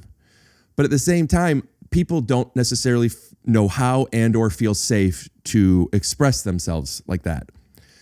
So I started asking people, like, what makes you feel comfortable? I still do it sometimes. Not to say that I'm listening properly because I'm talking too much about myself. If you were to say yes, I would be like, thank you for telling me, let's move on to, and we don't have to talk. Just because it's in my mind doesn't mean I have to fucking throw it up. Right. But I don't know if you, or more specifically, the person opposite me, feels comfortable saying, yeah, it is too much. So I just have to like deduce it. Oh, I guess. Right? I guess nobody would actually say, yeah, you are kind of talking about yourself. I would. You would? You asked me if you would be happy with how you looked on the couch. And I appreciate that, by the way, that you told me to like sit up. How does it? Because as I was slouching, I was like, this isn't going to look good. You don't look bad. I don't. I But know, you wouldn't. but I I'm don't like, think I you'll can want it to be look- the thumbnail pic. I could. I bet you when I I do a can thumbnail look pic, it'll be better. from the second half. I can look better. And I'm having a good hair day. I don't even know how it looks right now, though. Your hair Like is if perfect. certain curls are in there. I mean, you really did a number on my hair. Thank you. This side was here, and this side was like here. No, your posture was just off. Oh, was it me? See, you're it doing was it again. me. Oh, was it you? It wasn't. I could have fixed it. It was my first time, It was your first. You watched one YouTube video. and I watched it 3 times. I did. You know what? You started off so strong, and then you were just like, "Oh wait, this isn't. I'm just gonna." I don't remember enough. I'm sorry. I remember, but I definitely wasn't trying to fuck with you. I know you actually were trying to do a good job. And It's you know wet, what? and when you're wet, the curls it changes, and you don't really know. And I didn't know. I didn't cut my hair for a while after that. And one time I got a compliment on it. Like after I cut my hair, somebody complimented my hair. And I was like, my friend Rick cut it. And he'd never cut hair before. When it was wet, it looked. When you were here, it looked even. I took pictures. I'm going to show you. I Well, have to send them find to me. We'll put them all up here. Yeah. Yeah. I have to go pee. Oh my God. Okay, go pee. You want us to take this time and promote how important it is to let's go. Give your kids breakfast, even if you love your dog. Okay. Listen. Hold on. I should move my phone. Oh my God. I'm so sorry, Alvin. Oh my God. Jesus. It just manhandled you. Look, why is it important to feed your kids? Here's why it's important, especially young kids, because they need to grow, and they grow if you give them the nutrients their body needs, and then they'll have energy throughout the day because you're giving them, a good balance of protein and carbs and fiber and all that other stuff. Like, I act like I know what I'm talking about. I don't. I have no idea what I'm supposed to be eating. I can't believe I am talking about it like I understand. But I do think that when your kids say, Mom, I'm hungry, can you feed me? The very basic rule as a mom is to feed your children. And I just don't want my dog to feel neglected. Is that so wrong? Do you know how hard it is when you're like the main focus for a really long time, and then all of a sudden these, not even one kid, these two kids just like come into your life out of nowhere, and then you're just supposed to be like, okay, I'll share these people who I've loved my whole life with these two things that are just like soaking up everyone's attention. Do you hate your kids? I love my kids so much. I love them so much. It's absurd. And also it keeps me up at night. But at the same time, I'm looking at them from Oki's perspective, and I'm like, I get it. I get why you're just not a fan of these guys. Like, Oh, I feel like if I had kids, Alvin would love them. Yeah, probably. But Alvin has a different temperament than Oki. Alvin is, I think, a little bit more outgoing and friendly. Oki will just go upstairs and she'll just sit by our bed and not socialize. Even before the kids? Yeah, she's just like that. She likes to just be on her own. She doesn't like other dogs. Oh. Yeah. Oh, Alvin, you're a slut. No, you're not. No, you're not. Look at your face. Look at this face. Oh my God. Isn't he? I also feel like as cute as he is on camera, you can't tell until you meet him. Oh my God. I didn't even know you had a dog. Wait, so Alvin came into your life around the same time as your nephew came into your life? No, Alvin was born the same time my nephew was born. I didn't get Alvin until he was 11 months old. Oh, yes, you didn't. Ratings going down. Ratings going down. Who's going to complain about this face? Who's going to complain about this face? Those people can suck it. Those people can suck it. Okay. She's just, we really love each other. Me and Alvin. He just can't get enough. He can't get enough. Okay. Can you relax? What am I doing? I don't know. Nothing. Here's your duck. Here, play with your duck. I'm feeling insecure about I'm feeling insecure right now. Why? I'm feeling a vulnerability and being like of sharing all of this, not just what I've been talking about, but how much I've been talking about stuff. Why? You have been so vague that you haven't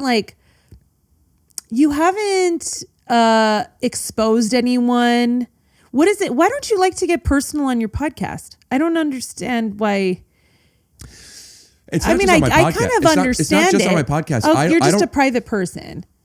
I don't even talk about other people, like off camera. Yeah. Okay. I don't when I'm in a group of people and they're talking shit about somebody, yeah. If that person isn't there, I either walk away or I say like, let's not have this conversation.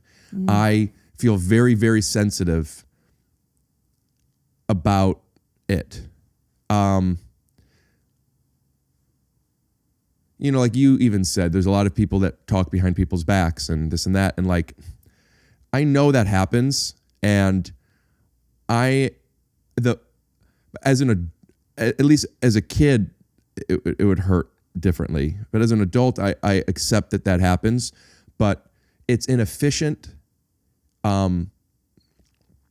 If I'm doing something that's upsetting somebody, yeah, and they don't let me know, I can't consider changing. But they told somebody who they knew could tell you. So it's not like they were, because I think I worded it weird too. I don't think they're talking behind your back in a malicious way, but they're also talking behind your back with someone they know can come talk to you. No, people talk. I witness it, not specifically about me. Yeah. People talk shit. People are mean. Yeah, but that's been happening since our existence as humans. That's what we do. I'm observing something. I'm not saying this needs to change or how do we change it. Okay. I'm saying this thing exists and it's inefficient. Yeah. And it's fear-based. And if I have a problem with somebody, I either want to stay away from that person or fix it. Talking shit about that person to a third party does neither one of those two. But what it does do, and I recognize its purpose psychologically, it's bonding. It's people, it's a way to feel close. It's, oh, you don't like this? I don't like this. And it's tribalism, it's bonding. And I'm not saying I don't understand why it happens. I'm saying I don't find the efficiency in it. It turns me off. And knowing how much, if I was part of those conversations, I would have been more aware of how people received me. And I'm upset that if you know that this thing bothers you, why not tell me? Unless you don't want to because it's not worth it. But I don't think it's usually not worth it. I think people are uncomfortable. They didn't go to Bill and say, hey, we think Rick should know XYZ, but I don't have a close enough relationship. They went to Bill and said, don't invite Rick anymore. I don't like playing when he's here. How do you know they didn't go and say it in the first way? I know. But I think that there's also something in that, like, you're saying it's not, it doesn't, nothing comes of it. You're saying like, oh, they're just talking about me behind my back. Something comes from it. They connect and they bond with those people. It's not just that they connect, but they're airing their grievances to somebody who can talk to you, who's comfortable enough to talk to you. Okay. So I think that in this case, people were talking about you and then you found out. I like people talking about me and me never finding out. I don't ever want to know. And I know people are talking about same. me. It's the same with trolling and negative comments and stuff. Like, yes. I don't care. But you read them. I don't read comments that much. I you used don't? to. No, okay. I look at them sometimes. I really don't read them too much. And just because I've noticed that they're usually nice. Yeah, I just don't feel, it doesn't feel, I don't. Okay. People will say, hey, I saw you did such and such a show. This guy fucking blah, blah, blah, blah, blah, sucked, da, da, da, da, da. And I'm like, what does he think? I'm going to go tell this person to save their relationship? No, it's talking shit. Yeah, it is. But you wouldn't have known unless Bill talked to you. I'm glad Bill told me. Yeah, but like if he didn't, you would have just never known. You would have just kept playing and it would have been fine from your point of view. Other people may have been annoyed and would have been talking about you behind your back, but you never would have known. But Bill was in a position then where people aren't happy. Yeah, that's true. Yeah. Yeah, if something bothers you and you don't want to do anything about it, then don't do anything about it. Did you go back and play with them again? Yeah. And did you change the way you played? For the first month. Then you reverted back? No, you know what? Yes, I changed. Not that much. For the first month, I was like I felt like probational behavior. Okay. I passed way more than I wanted to. But then it kind of met this equilibrium where I was playing the way I wanted to. Yeah. But I wanted to play a little bit different because I knew this thing. I had a new perspective. Also, I don't mean to be talking about this basketball shit all the time, but it's so analogous to so many things in my life. It really is. It's a pretty, because I think we talked about this last time too. I know we did. That's why I'm saying it. But it's such a big thing that kind of happened where that made you kind of look at yourself. Mm-hmm. So I understand. Like I can't think of something maybe that happened to me where it caused me to like look at myself and look at my behavior in a certain way. I don't know if I've ever had that moment before. I don't think most people have that moment. Yeah. I don't know, but you seem. No, I'm just. Oh. Okay. I think just feeling a little extra vulnerable. I gained a new perspective after that, which was, I'm there to play basketball and play in every game, and the way you do that is not lose. Yeah. And you just play hard, and then when the game's over, good game, blah blah blah blah blah. I didn't even have the perspective of some of these people are just here to get exercise and to socialize and have a good time, and they don't care. Sometimes they don't even care if they'll want to take, even if they win, they want to sit a game.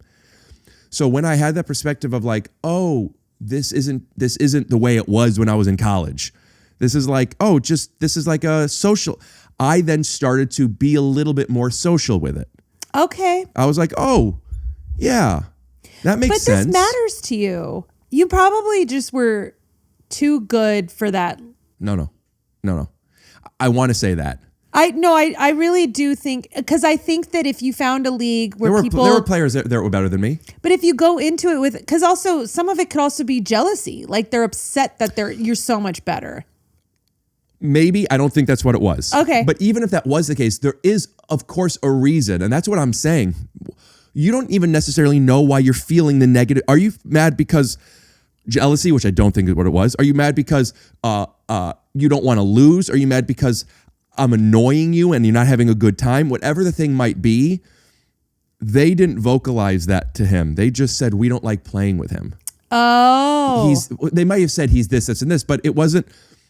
They obviously only got to that point when the resentment built enough to where they're like, hey, this is not okay.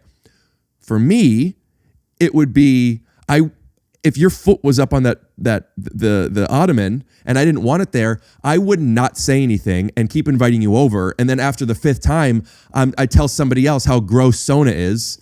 I would say, hey, will you not put your feet up there? It bothers me. Yeah. Okay.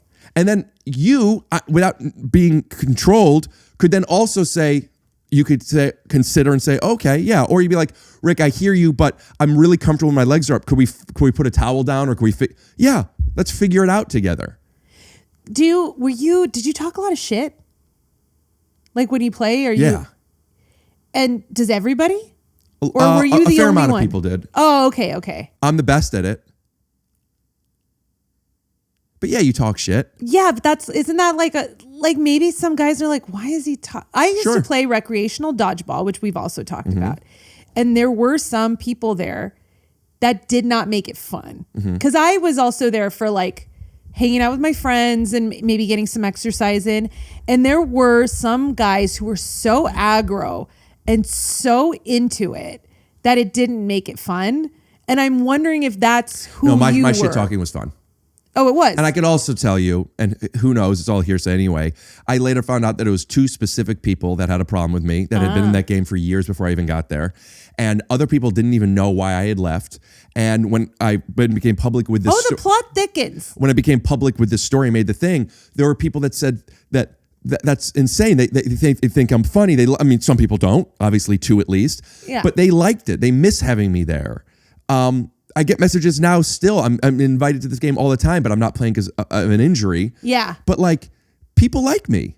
And then some people are annoyed. So it is fascinating that that's what you focus on, the negative aspect of it. I'm not, it wasn't having, where I am now. Yeah. It's not a lower self-worth. I missed out. I didn't pick up that I was annoying people. Had I picked up on that, I could have had the choice to continue doing what I was doing or change my behavior. When I knew that, I wanted to change my behavior. I thought we were all doing this together. I thought if I found out that you didn't like podcasting with me, I wouldn't want to have you do it anymore. But here's the thing, because from my perspective is that you hear this, and I think when you get this email from Bill, you probably automatically assumed it was most people that you played with who had a problem with you. And then no, you immediately were like, oh, I bet it's just like a couple people. Neither. I didn't. I didn't qualify it like that. Oh, if it was just about whoever was saying it. Oh, see, if I found out, if I'm playing with like 40 people or 20 people or whatever, and then I'm like, oh my God, I guess it's so bad that most people probably don't like playing with me, I would take that in a really hard way. But then if over the course of how many months or years or whatever, I found out it was just like a couple people, it would not matter. It's not about that basketball game. Yeah. It's about my lack of awareness. All of this that affected me in, I believe, a positive way wasn't that I'm bad. Yeah. Wasn't that I'm bad. It was that I didn't realize how people were receiving me. That made me feel bad. Like I said, if these two people, if I pick, these guys don't like playing with me, but like, fuck them, they suck. If that was my attitude, so be it. My attitude was, these guys fucking love me. I'm the man. And then I found out they hate me.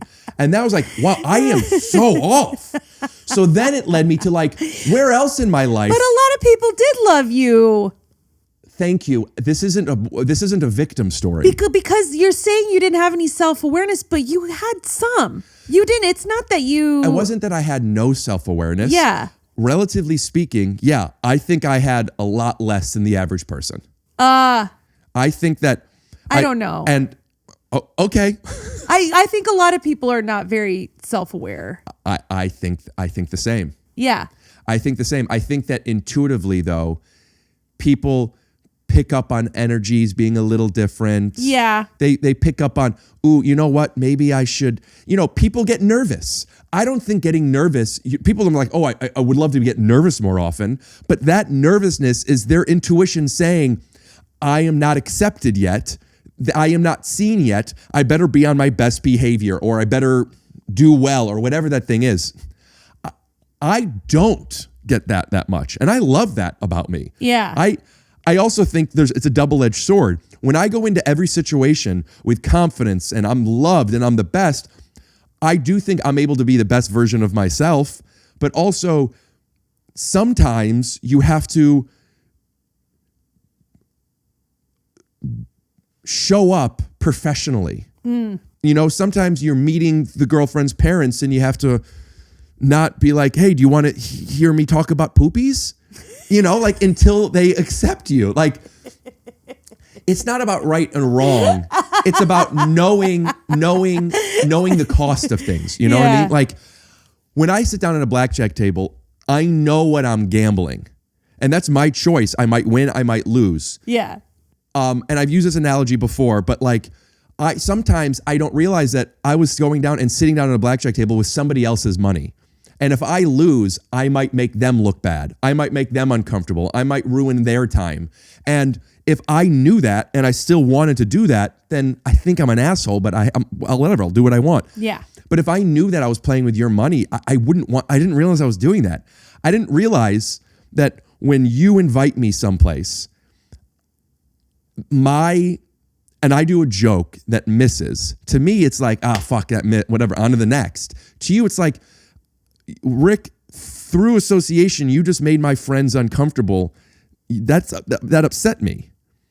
And I don't know that. Right. Does that make sense? I get it. I do. I get it. So when I found this stuff out, I look back on my life and I was kind of recognizing, I think this isn't an isolated incident.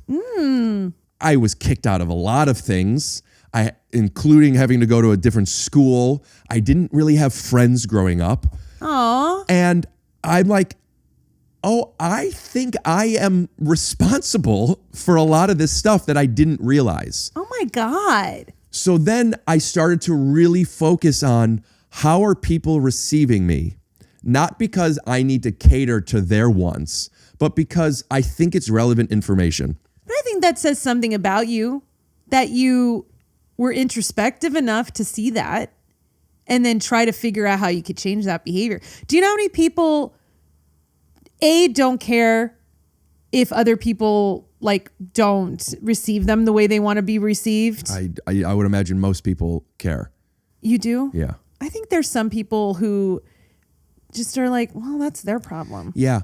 I think those people are inconsiderate. Okay. That's their problem. Are you not considering their problem? I'm not saying you have to prioritize their problem necessarily. Yeah. Consider them. But it's also, it's a bigger question of acknowledging something and then doing what you need to do to fix it. And saying, and acknowledging that you were wrong about something, or acknowledging that what you were doing was the wrong approach. A lot of people don't like to admit that they're wrong. Correct. I'm one of them. I am stubborn. I do not like to admit that I'm wrong. I don't like to admit that I'm wrong even to myself. And that's also something I've been working on, like not like more so this past like couple years. Right. Where I don't realize how defensive I get sometimes. And when I do realize that, it makes it a lot easier to be like, ooh, I am sorry. And that's the thing, like, I don't think that when people are defensive, they're not like, I know I'm wrong, but I don't want anybody else to know. They don't know they are. Yeah. Because what I'm discovering is I think people really focus so much on their intention that they don't give enough consideration to how it was received. Yeah. I say something that upsets you, I could easily be like, well, fucking, I was joking, or I didn't mean that, or no, she took it the wrong way, or like, no, that's who I am, whatever. Those things I think are relevant, and I think that if you better understood what my intention was, it might change the way it made you feel. Yeah. But it might not. And also, if I said something to hurt you, you might not have the mental space to be able to,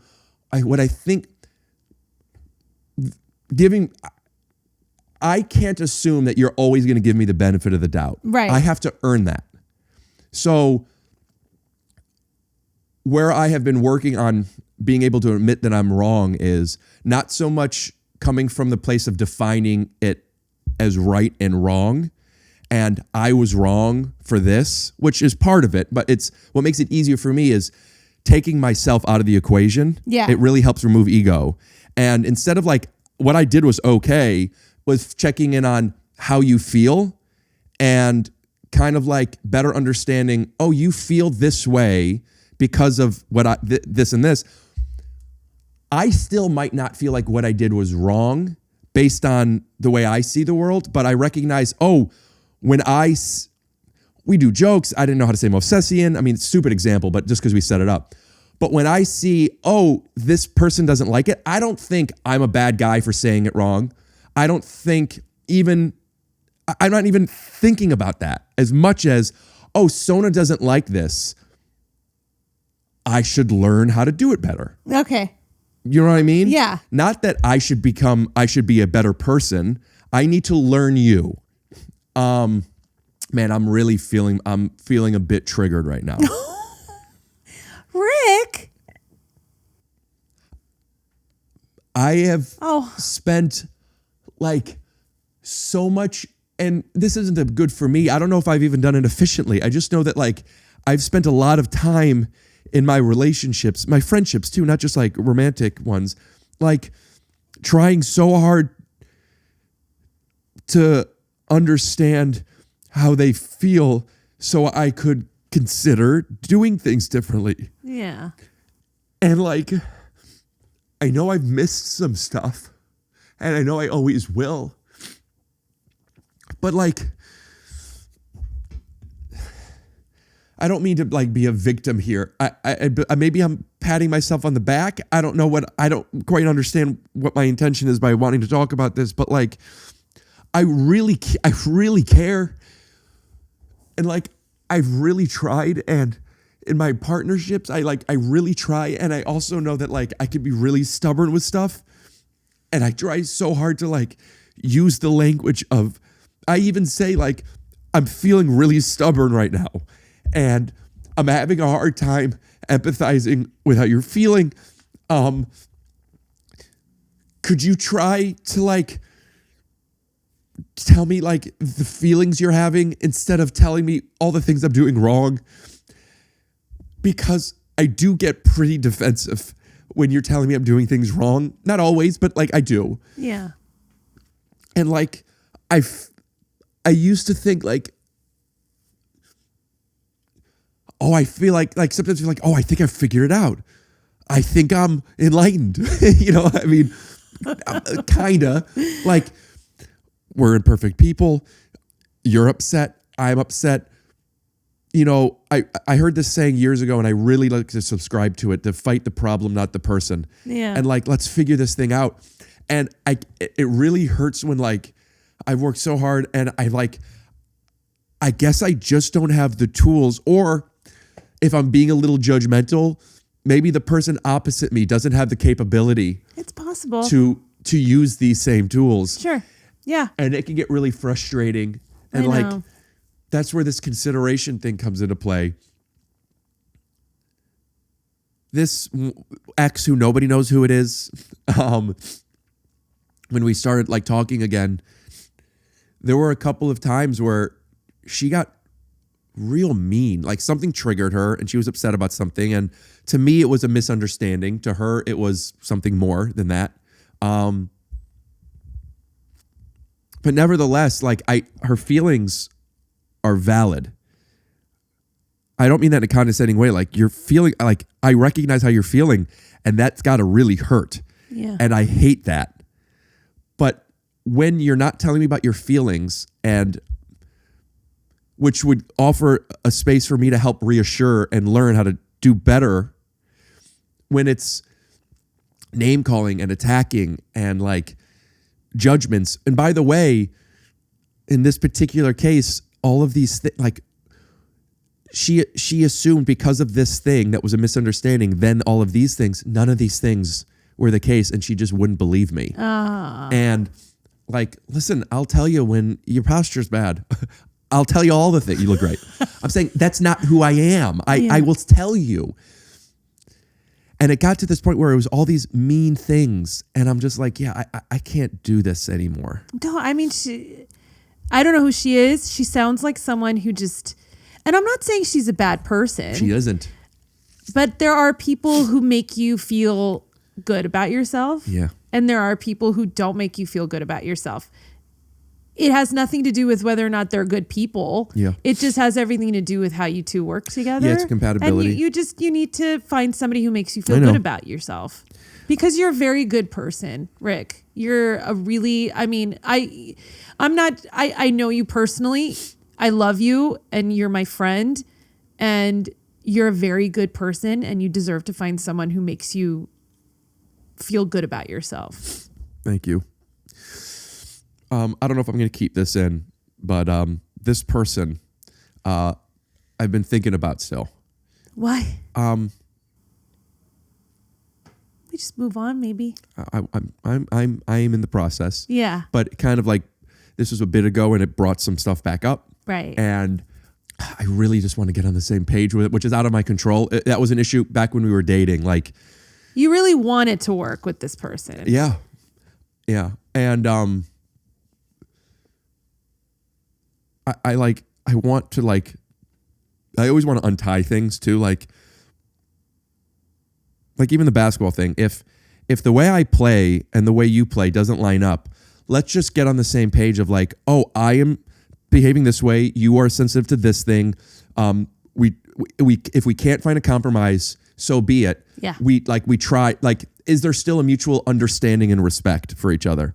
And like, I've been struggling, and this is like I think this is a weak spot for me, is I see her, I understand her, for better and for worse. I get why you feel this way. I'm really, what I struggle with, she doesn't recognize that I do. She doesn't believe me, and I know she doesn't see me. And like, there is this part of me that like, I think this is a bit of a trauma of like the young, I mean, I should build this as a solo podcast and you're just here. I'm so sorry. Maybe I should make this the cold open so people know if I'm talking a lot about myself. Oh God. But like when I was younger, there were a lot of stuff. I've talked about this before, and I know I did it with you on one of these episodes. But like teachers wrote stuff up about me that wasn't the case, and I didn't know about it until later. I ended up having to go to the special school, and like they wrote all these things about me. Like, how come nobody talked to me about this? That this wasn't what this was. I wasn't doing this. This has been thing. something people have been doing for a while, which is why you're so sensitive to it. Yes. Probably. So I've also developed a bit of a defense to it, which I think really helped me earlier on in stand-up, which was I really wasn't affected too much by other people. Like, I was able to be very experimental because I knew people that don't get me, they don't see me, that's fine. Not that I didn't want them to, yeah. But like I got this wall up to where like I'm going to do what I think is funny, sometimes at the expense of the paying audience. But like it allowed me to develop a certain skill set. But then there are people that I don't have that wall up for, close friendships, intimate relationships. So when I don't feel seen, which is a very human need for all of us, Of course. but I do recognize I'm extra sensitive to it. Like I'm not seen by this person who I have shown so much of myself to where I'm like, even when we're broken up, I'm like, oh, if she only saw me, maybe she would know that like I don't need to go, like I'm not one of these bad kids, like whatever it is. So I've been thinking a lot about her, and I do miss her. And I wrote this letter to her. I didn't send it, but I wrote this letter. Sometimes it's just better to write it out and I not write even so send many it. letters to people and I never do send too. them. That's how I used to cope with things. Yeah. I would write emails, not put anything in the subject, read it the next day. Yeah. And then it's amazing what a difference like a day makes. Oh my God. I sometimes look back at them even later because I email them to myself with the subject of the person's name. Oh my God. Yeah, and it's I think it's a way of journaling in a way, but instead of journaling to myself, I'm writing to this other person. Yeah, it's very therapeutic. I love doing that. If she were to read this letter, I think it would make her feel so good. Oh, okay. I thought you were going to say bad, but no, okay. No. I think it would make her feel really good. I'm like, when I'm out of a relationship with somebody, I'm happy to say that I really do want good for them. Of course. I know you say of course because that's a good thing to think, but like I have experienced in a relationship a while ago, not to say that it was this one or not, when we broke up, I didn't like him. I'm like, I don't want her to do well. I remember thinking that. Wow, really? That went away after a month or two. Yeah. That truly, it went away. Yeah. And it was the only time I felt that. But feeling that, I also remember feeling like, oh, other people must feel this way sometimes. It was I was feeling insecure, and what made me feel more secure wasn't about necessarily myself. It was about her, which is not sustainable and not nice. Yeah. And I didn't like that feeling, and I talked about it in therapy, and what I learned was I was insecure in that relationship, and that didn't change when it ended. Okay. Listen, when you coming over today, this is 2 days after I wrote this letter. I am so in my head. Oh, this is fresh. Yeah, and I mean, can I keep talking? Yes. Okay. Oh my God. Yes. So when that happened, which was by the way, pre-autism diagnosis, and before a lot of introspection, I learned about my insecurities and how much I was projecting them. And I also have come to accept my insecurities and my jealousies without shame, to where I am now able to talk about them. Yeah. I have, in my more modern relationships, I don't really get that insecure that often. I don't know. It's relative, I guess. I do know that when I do, I'm like, hey, I'm feeling insecure because of this. And then this is how I would love to be reassured. Could you help me with this? Like, I'm not saying you did something bad. I'm saying I am feeling a weakness. As my partner, could you help me? And like, it's been great. Okay. And it also makes me feel closer to that person. I think it makes them feel closer. I also know that some of my relationships, where like I'm still friends with some of my exes, right? And they started telling me about they could tell me how they feel insecure, and it makes me feel so much more comfortable. Yeah. If I wouldn't tell you what I make per episode, and then you wouldn't want to tell me, maybe these little call and response moments, they build up over time, and I think that when you're able to tell somebody, hey, I'm feeling jealous about this relationship that you have with this person. I want to let you know that I don't think you're doing anything wrong, but I don't know this person. It would make me feel more comfortable if you told me a little bit more about them, if I can meet them at some point. Not only does that allow that person to help reassure me in those ways, I also think that the next time that they feel jealous about something, it might help them to not feel too prideful or shameful to tell me and say, hey, remember how you felt jealous before? I'm now feeling it this way. Right. It's just building a foundation of safety. Yeah. And you can't have the assumption that everything I'm going to do, because it's not my job to make you feel safe. But as your partner, I want you to feel, I want to be able to help as best as I can. Man, I'm really popping off right now. What do you mean? This is not a podcast conversation. This is okay? No, this is Okay. very special. It really is really, I've never seen this side of you, and I've been your friend for a really long time, but I think there's nothing wrong with being vulnerable sometimes. I don't see the problem in it. I don't know why you keep apologizing for it. Because I'm also not just whatever, a podcast guest. I'm your friend. I know. And this is when we have a chance to really talk to each other. I would feel more comfortable with this if this wasn't on a podcast. Now, I Yeah. also like, if this is relevant to people and I'm not revealing other people's business right now, I'm okay with it. It just feels it also I feel really self-involved. It is self-involved. I'm judging that. What do you mean? I'm just talking about myself. It doesn't so matter. much. But it would be a problem if I and I would happily tell you, but I said it, I have nothing going on. I'm more interested. And I asked you what's going on in your love life. Do you know what I mean? Like, I'm the one who introduced the conversation because I genuinely care and I really want to know what's going on with you. I'm your friend. We're friends. And it's okay. You don't have to apologize to me because you're talking to me about what's going on in your life. Well, if this is of interest to you, then check out the episode. If not, this isn't for you. This is our cold open. Let people know up top. The way you're still editing it in your mind. Wow. I want to say again that this person is a good person. Well, you dated her for a reason. There's a reason why you were together. Yeah. And I think that's having these sort of grievances after having been with someone is very normal. It's very normal. And also thinking about whether or not you want to revisit the relationship is very normal. Well, that's where this letter thing comes in. Yeah. Where like I don't think I didn't think that it was the right thing to do. And then I felt validated in the way the communication happened when we revisited this. Yeah. And after she kind of blew up on me and then apologized, and like, I also, by the way, her blowing up on me and apologizing wasn't just she's bad, I'm good. She blew up on me because something that really hurt her, that there was a misunderstanding with us, with something that, even though defensively I feel like I didn't do anything wrong, I also feel like, oh, this hurt her. I don't ever want that to happen again. Yeah. So I would never do this thing again. Yeah. It's an easy sacrifice. I don't mean that sacrifice in the term of like, look at me. I mean, it's an easy thing to just put aside and like, oh, that makes sense. I didn't see it the way you see it. I now see it the way you see it through your eyes.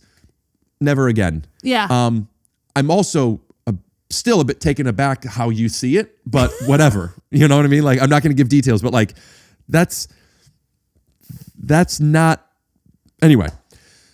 So then we still for a week or so, and then we were on the phone, and some stuff happened where I just like, oh, I'm out. I'm like, I had a moment of what I think of as strength. Right. Of like standing up for myself. Well, good. And I'm like, I can't do this anymore. And then we stopped.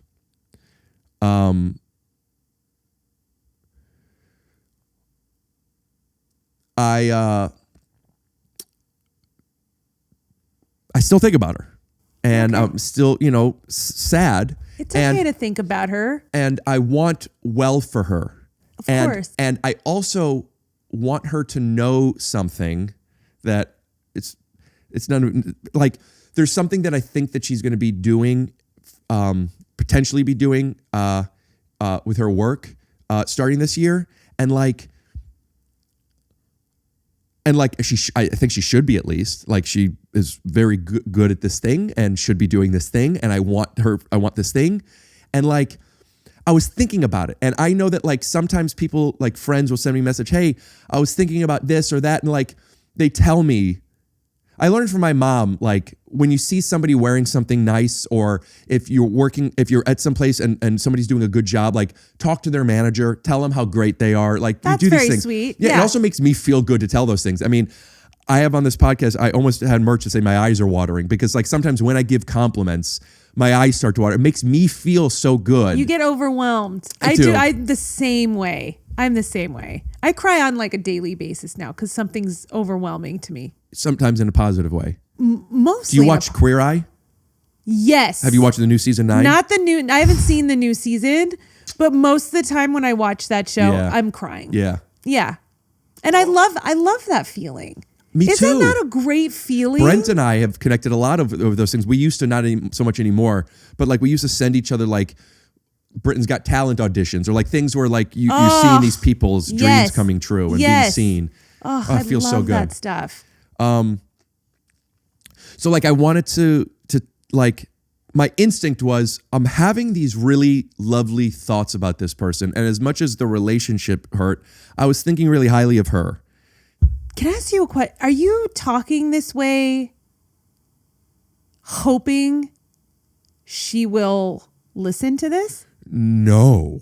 Really? No, I really doubt she would listen to this. My question, I think I'm asking this because are you trying to tell her something that you can't tell her to her face? You know, that's fair that you bring. I understand what you're saying. And you're bringing it up in a kind of a more subtle way just so you can send her this message. You know, I can't deny there might be a subconscious thing with that there. Yeah. But yeah, maybe there's part of me that's like, I mean, even writing that letter that I didn't send to her is in a way reaching out to her. Fine. Yeah. So that's true. Yeah, I guess. But no, I don't think if she were to listen to this, which I doubt, I don't think that she would like this. And the truth is, if there were something that I would reach out to her about, I wouldn't want it to be something that she doesn't like. Yeah. You know? And I almost sent it. And I haven't looked at any of her stuff. I don't look at like social media stuff. And then something popped up on my For You page. And then I ended up like looking at some stuff. And it really sent me spiraling. And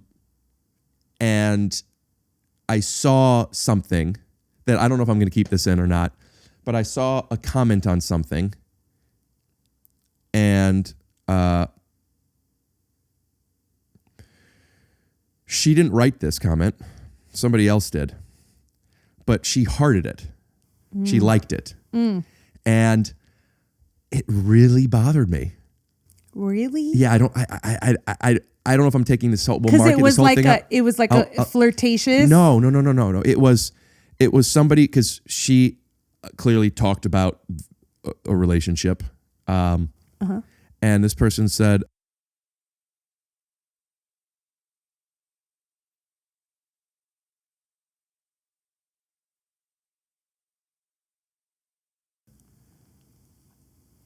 oh. But like I saw that and it reminded me, right, this person has been unkind to me. Yeah. And it stopped me. I think in the long run, it was good that I saw that, because what if I reached out and it did have us start talking again? Fuck that. But it still hurts so much. I know it hurts. It does. That's pretty sharp to like that, right? Yes. It's so unnecessary. Especially publicly. If you're talking shit with your friends. Jesus Christ. It's so stupid.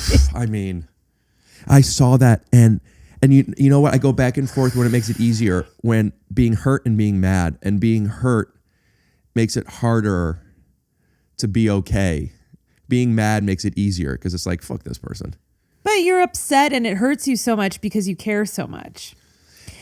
And she doesn't, it's more validation of like, oh, this woman doesn't see me. I know. And I think that this is the hard part about when you're like with people, when you break up and, you know, when you're going through this whole like dating process. Also, I mean, just in marriage too, you care so much. And so that's why it hurts so much.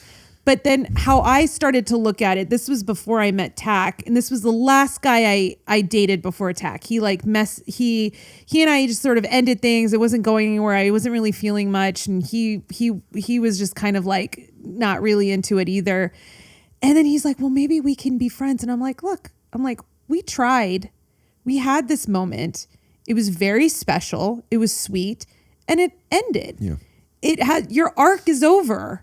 You know, like you had these like first feelings for each other. You got into a relationship, you tried and ended.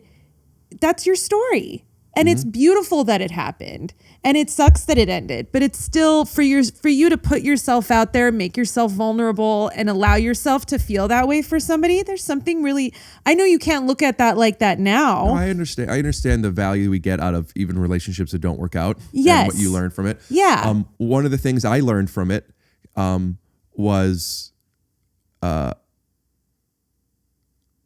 important it is to see past my defensiveness. Yeah. Which I've always, for a while, I've known I was defensive, but I just didn't know how to.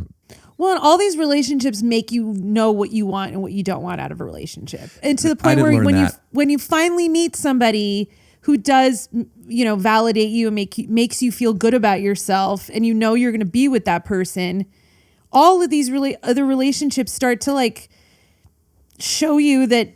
I everything that I learned from everything that I picked up from all of these things made me look at relationships in a very specific way that just became healthier. Yeah. It's pretty simple to know what you want, though. It's not. No, it's not. Okay. I don't think it's simple to know what you want.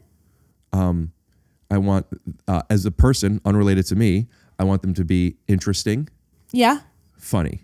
Uh-huh. Kind. Okay. Then I want them to be beautiful. And I want them to be considerate. But these are all sort of surface things. You can meet somebody, and I know that you have. But those are all character traits. Then do you guys have this? That's where it becomes really. But I'm saying you can't know this until you meet that person. I know, but you all of the superficial things, the personality and by superficial, you mean that word literally. Because like kindness isn't superficial, but it is a surface That's what I mean. trait. That's a very sort of like basic thing. You'd be shocked. But I mean, like any exes that I've met of yours fit all that criteria. Agreed. You know what I mean? And so I think that, yes, there's these things that you want, these qualities. But then how you two work, that's much more difficult to verbalize. You know what? Everything can be there. But why those other ones worked, that part of it did, was I was really good friends with them all. Yeah. And the romantic wasn't always there. But I do know that without that friendship, it ain't happening. Mm-mm. You and Tat good friends? Yeah, we're pals. Yeah. Man, I'm really feeling vulnerable right now. I know, but I mean, you know, I dated a lot of guys before I met Tack. I know. And I did. I went through my phase. You have to. I know. Well, not I had to. But what did you learn then? If you could describe what this thing is, then with me and Tack, yeah, I think it's this is really, really sad what I'm about to say, and I don't know if I've ever said this to you, but the thing with Tack is that I really liked him, and I knew he liked me too. I didn't have to question that. Yeah. And that's the part that's sad, is that I realized how many guys I dated where I was like constantly questioning whether or not they even liked me. That makes so much sense. And also, like, there's a fine line between you feeling insecure versus them not being able to give any reassurance. Yes, exactly. Yeah. Exactly. And the thing is, like, Tack also dated other women. He dated with women, like, he had long-term relationships. Yeah. I dated other guys. We didn't work with those other people. They weren't bad people. Right. You know, I wouldn't even after all the guys that I dated, I wouldn't say any of them were bad guys. I'd say a lot of them were wonderful, wonderful guys. But we just didn't work. For one reason or another, it just didn't work. Yeah. And with Tack, it did. It just did. And I met Tack and I was like, oh, I'm going to marry this guy and, you know, have his babies. And that's what I did. But also... Look at you. He was my first like real long-term relationship. You know, like what was your longest before him? That's an interesting question, because I would say it was 2.5 years, but I think about a year into it, I found out that he didn't think we were monogamous. Oh, Jesus Christ. Oof. God. And then you stayed together after that? Yeah. But then were you monogamous for the back part? I was. I always was. Oof. I know.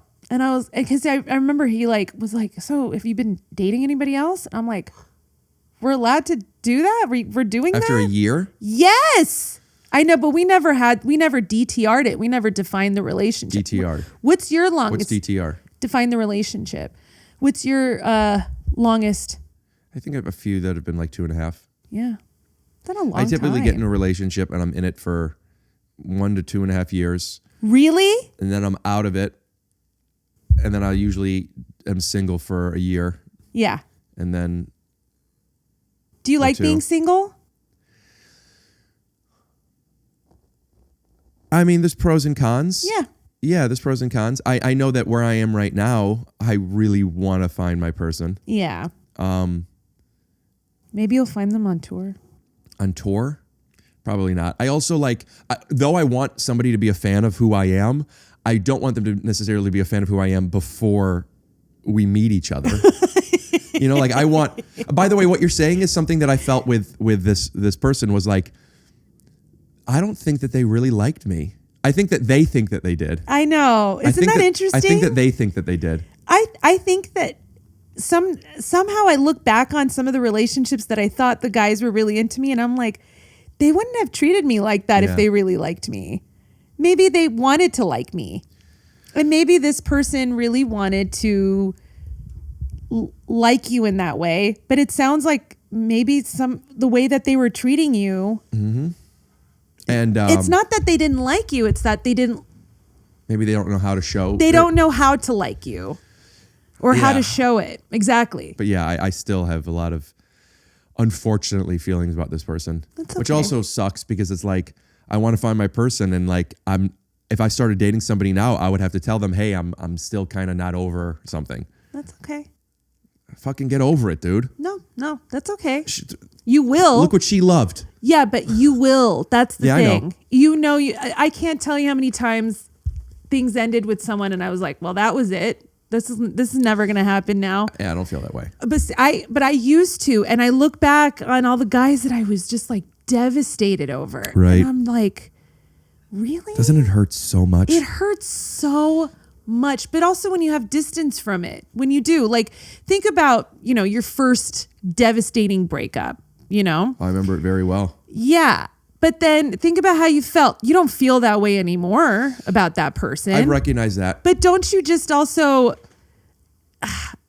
you look back on it and you're like, I love that I loved that much, that it hurt me that much. Yeah, I guess. I mean, that's a nice way of looking at it. You can only say that with distance, though. You know, if I asked you at that time, like, oh, you only feel this way because you really loved someone and that's a really special feeling to have, you'd be like, fuck you. I still hate that I have that feeling. Oh, my God. And there's nothing anyone's ever going to be able to say to make you feel better. It's just time. But also, this podcast is something you could look at in a year from now. Yeah. A year and a half from now, and you could be like, "Oh man!" But I was still so vague. I'll look back and be like, "But wait, you know who you were talking about, Rick." I would like to think that when I look back, I forgot. I don't think you will. I know I won't. Yeah, I'm saying it would make it easier. No, you won't. And like, I'm having a hard time just accepting, like, because there's so many things that I wanted to work out with this thing. I know. But like this one thing of just,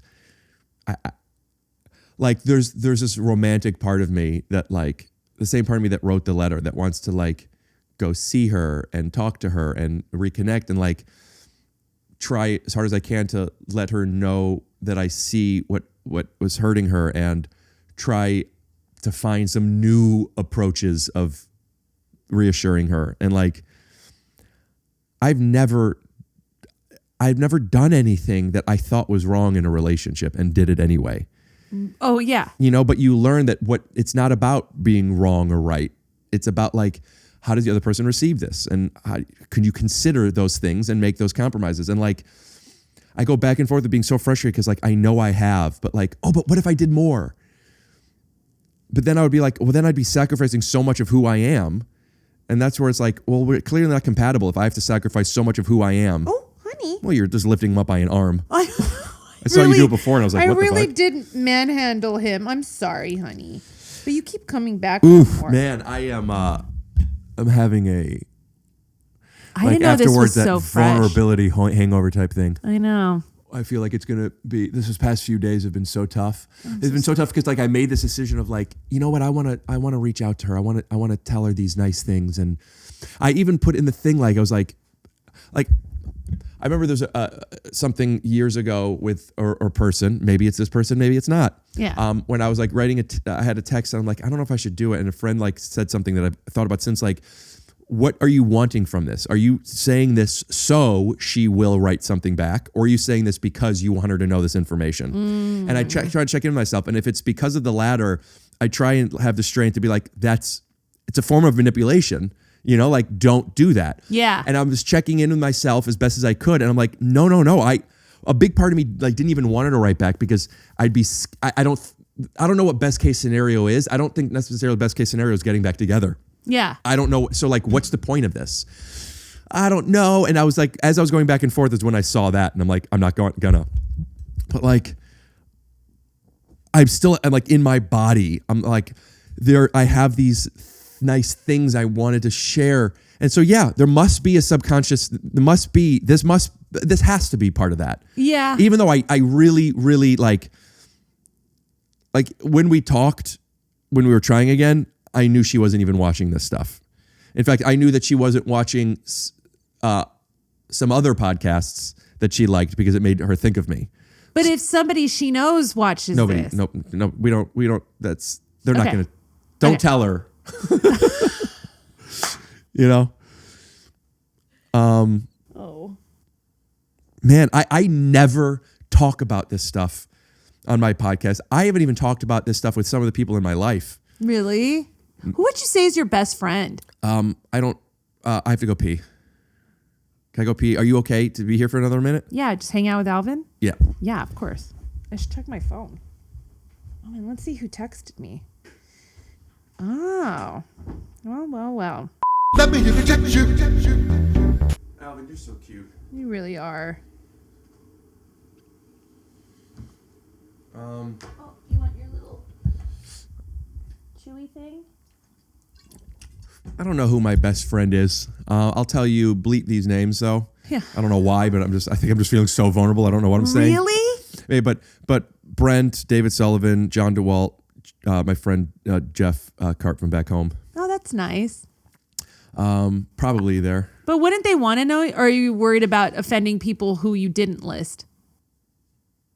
Yeah, I don't know. Yeah, you could keep that. I don't know. I'm just asking. I'm curious. No, I don't know. I think I'm really like not in. Even before you came here, I wasn't in the best space, and now like I'm feeling so unsure about what I'm saying right now. You know, I'm glad this isn't live. I know but that would be cool. I also don't know if I'm going to watch this back. I think John Michael, mark the moments that you think I should look over, that you think maybe I should take out, including $dollars per week. Bleep that she makes. You keep saying it. Funny. Okay. Can I ask you how much you make per one of these episodes? It depends on the episode. Oh, okay. And it's been going the ads in the podcast space, not specifically for my podcast. I know this is, I think, across the board. Yeah. Yeah. I think the money comes from the equity of an audience not being bored by me and wanting to buy tickets to a show. Yeah, that makes sense. Yeah. Do you do why don't you ever do live podcasts? You know, but by the time this comes out, I did one last Friday. Oh. But I think I'd like to put this ad in this week's episode. I'm doing a live Take Your Shoes Off January 3rd, 7:30 p.m. That's a Friday. If you want to come, ticket link in the description. And if you're not in Los Angeles and you want to live stream it, you could also watch it for at least a week, maybe 2 weeks after. So even now, if you want to check out that show, go to the ticket link in the description and you could buy tickets to watch. Where is it? Dynasty Typewriter. Oh, I love Dynasty Typewriter. I'm doing a first live stream there. Oh my God, how fun. Excited? Who's your guest? I haven't announced it, but it already happened. John Rudnitsky. Do you know John? Oh, I do know John. I really like him. Yeah. Also, with he is similar to me with these neuroses and exes and girlfriends.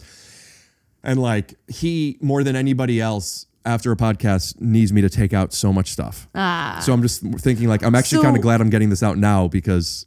But you two did a live podcast? Like a live stream? We're going to in a couple of days. Okay. Oh, okay. But this comes out next week. Yeah. This comes out a week from today. Okay. If I even put this out. Oh. No, I'm gonna. Oh man, I feel tough right now. If you know what? Honestly though, I think it's beautiful. You're being very vulnerable and open. But if time goes by and you're like, I don't want to release this, I'll come back and I'll record another one. But I really do hope you release this. Well, we do. This is, I think, the 5th year in a row now. I'm not sure. 5th or 6th that we do a January Sona episode. I know. But January is, a long month. Sure. I think it's okay. I think it's great. I really do. I think you're saying a lot of things that a lot of people feel about, but relationships in general. Business. I don't want. What if she does see this? I don't want her to feel disrespected. You didn't say anything bad. I mean, the part where she liked the comment. Well, that part is. I'm not feeling that. As your friend, I don't like that someone did something like that. Well, that's also it's very passive aggressive. It's very like, I think he'll see this at some point. I don't think she thinks that I see it. I think she knows that I don't look at her stuff. It happened to pop up. I don't know. There's something really kind of gross about liking something like that. It stopped me from, it's like a butterfly effect type of thing. I've been thinking about, no, Rick, it's good. See that as a good thing. Yeah. Because imagine what would happen if you sent her that email. Yeah. And then this happens later. Oh, but also who we are as a person isn't necessarily who we are in a relationship until it becomes that. Right. And there's growth from all people. And I also I don't know if when she saw that, she was really mad at me and it made her feel good to like it. And then she forgot about it or something, but still sometimes people leave comments on my podcast. And I've seen on other people's podcasts, I don't not look at comments. I don't look at them much, and I don't look at every episode anymore. But when I see stuff that's really nice to me, I give it I either give it or about to give it a thumbs up as I'm reading it. And then when I finish it, and then they say something shitty about my guest or the host or whatever, I unlike it. Yeah. And the reason I do that is because I don't want to. And by the way, they don't know of a thumbs up. You could see if you heart something, not thumbs up. If you thumbs up something, it's anonymous. If you thumbs up on which app? As a creator. YouTube? Well, not to say what this comment was. This comment was something, it doesn't matter. But I'm saying on YouTube, that I'm talking about for me. Yeah. If you give it a thumbs up, they don't know that it was from me. Oh. But if I click the heart, they will know it's from me. Yeah. So I don't give a thumbs up, even though it's anonymous. Because in my head, I don't want to put out there that I'm co-signing something mean about somebody else. Yeah. You shouldn't like anything like that anyway. So this about anybody know. About anybody you I'm so angry. Anybody you know. I would be angry too. I would be really pissed. You don't even know about some of the stuff that she said to me. Oh my God. Oh. Now I'm feeling myself wanting to vent. Well, and as your friend, I've never told anybody. I've never told anybody the things she said to me. And I mean, as your friend, and I think any of your friends would be very protective of you. And I know now we're doing this disclaimer oh, she's nice. Let's stop. Yeah. Let's stop. Okay. Yeah. I keep forgetting we're recording a podcast. I know. That's the living room vibe. Yes. That's why I want Conan here. I've asked you the past 3 years, this being the third year, I think now. About how many homes I have? No, about getting Conan on. Yeah, I know. And you told me, write a letter, you'll give it to him. And I haven't written a letter. I know. I really do. Listen, if you send me a formal, by formal, I mean an email or whatever that says, this is why I want Conan on, this is how we'll accommodate him, I will push for it. And I do think, I'm not saying that that'll make it happen, because there's things that I've pushed for that haven't gone through, but you'll make it happen. No. I know you will. No. I'm having a hard time. I've tried to get him to do things.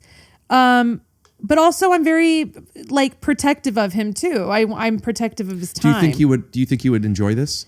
I think he would enjoy. I think he loves you. I mean, I think he really does like you a lot, and I think that you guys have met, and he remembers you from back when you used to visit me on the lot all the time, and I think that he would have a good time. I think it would be a great episode. Yeah. If he said he wanted to come over today, I would tell him no, though. Okay.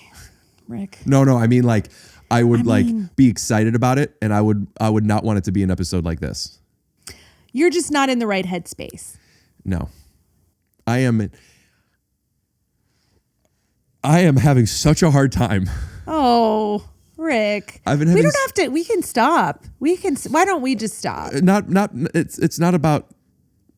It's not even all about this person. I've been having a hard time this whole year. Yeah. I actually kind of want to talk about that, not related to anybody else. Not now. I mean, we can end soon, but I have been feeling myself not. I talk about it on stage. Yeah. It doesn't feel. I don't talk about it on the podcast. Having a hard time because it's not a solo podcast, despite this episode, and I have other people on, and I want to do bits and stuff with them. But I haven't. We don't have to do bits. I know. Yeah, well, we didn't. But I am first and foremost your friend. That supersedes everything else. It's I'm not even here to promote anything. I'm just here because this world's is worst promoter. Seriously. I'm here because this is my chance to catch up with you and talk to you and see you and yeah. Man, this is such a weird feeling I have right now. I also really, really appreciate you giving me space like this. Oh, Rick. Whether or not I post it, I appreciate you listening and well, I appreciate you talking to me about it. I know it's not easy to talk to anybody about anything that makes you so vulnerable. I've been doing comedy for a while now, you know, and I wanted to do movies and want to do a lot of cool stuff that I have been doing now, and I'm really grateful for it, and I hope to be able to continue to do it. But this idea of the dream is, make a living doing this, then make a better living, and then get to make your own stuff and get people to see it, and hopefully they like it, and that's such a focus for so long. And for the past couple of years, it's it hasn't been as important. Yeah. Not that it's necessarily, it's not important anymore. It's just the blinders have come off, and you're running towards this thing, and not that I've accomplished everything, but I have already done more than I've accomplished enough to where I'm oh, okay, I'm now doing this thing that I love. Now, for what? What? Yeah, for what? I don't mean it's for nothing. Yeah. But for what? I have some of the answers. Creative fulfillment. Yes. Money. Yes. I love collaborating. Yes. And I get to do that. And now I get to do that with people potentially Conan. You know what I mean? Yeah. And not even him, but other people I've had it oh, I'm meeting these cool people and I'm making them laugh. Cool. Can you see yourself doing something else? Yeah. Yeah. What? Having a family. You could do both. That's what I'm saying. So as I'm doing this thing and as I'm now starting to make a little bit of money, what am I spending it on? What am I doing this for? Yeah. When I I don't go on stage and then get off stage with this applause and sit in it. It doesn't do it for me. There are things that make me feel good, but it's not. What's if I just kept doing this and I didn't come home and like get to share it with somebody, and then like the alternative is not doing it, as in, but I'm not questioning doing it. I'm questioning how much energy I'm putting into it. Oh, I have not been worried about like finding my person. I find somebody I like, we become kind of friendly, we start to date. Oh, I guess this is my girlfriend now. yeah, And then you hope it works out. right. So far it hasn't. But like throughout those moments of having a girlfriend or not having a girlfriend, the consistent thing has been like write, perform, make stuff, be funny. And like, I do sometimes wonder, like, I'm not in a bowling league. Why? Why am I not doing things? I don't do anything that isn't, pardon this term, but part of the art. What else would you want to do? Where am I going to meet people? Well, you can meet people doing the art, doing this, doing your job. You could also meet them outside of it. How much you put into your work is just who you are. That's who you are. I want to put more into things outside of work. But you could still put the same amount of work into your career, and you can also there's space in your life for both. There's space in your life for devoting enough time and energy to both, to whatever you're interested in devoting your energy to. I think there is something to putting myself in opportunities to succeed outside of that, or rather, in addition to it. Yeah, but I'm not going to meet my wife on the road. I'm not going to meet, you don't know. You're right. You have I no don't know, idea. but I will tell you this: if somebody reaches out to me. I get DMs sometimes. Sure. And sometimes those people I find attractive. Yeah. If I'm a single man and I am now interested in meeting somebody and then this person's attractive, maybe I shouldn't say this because then I would stop people from messaging me, and still message me. It's cool. Yeah. I don't know if I would like that. Hey, I think you're so funny. I want to meet you. I don't think I'd like that. You don't think you'd like that? I think that I know it would make me a bit hesitant. It would make me hesitant. It's all of that would go away if you meet them and you hit it off. All of it would. I know. I never thought I'd meet my husband at Comic-Con, and he's there because he wants to be at Comic. Not that I'm. Yeah, but what if he came to see you? What? So if he went to Comic-Con to see? I mean, like, I feel. Wouldn't that be weird? I don't know why. I don't know why that's weird, but instead of flattering. It's flattering. The weird is to then, like, as you get to know this person. I've had some relationships where the girl said that they loved me. Yeah. Before I felt that I loved them. But that's okay. That's normal. Absolutely. But I want to say it was a red flag, but it made me hesitant that after we've been dating for a month, you love me. It makes me wonder, how could you? And is it real? I think this is an occupational hazard for you. I'm not a famous person. No. But you're a known figure. You do stand up. You've been on shows. You've been in movies. You do a podcast that people listen to. And so I think that your natural instinct, when you get messages from people who know who you are, who think they know who I am, who think they know who you are. Yeah, but to a certain degree, they have an idea of what kind of person that you are, and they might be attracted to that. You're not. This isn't. You're Rick.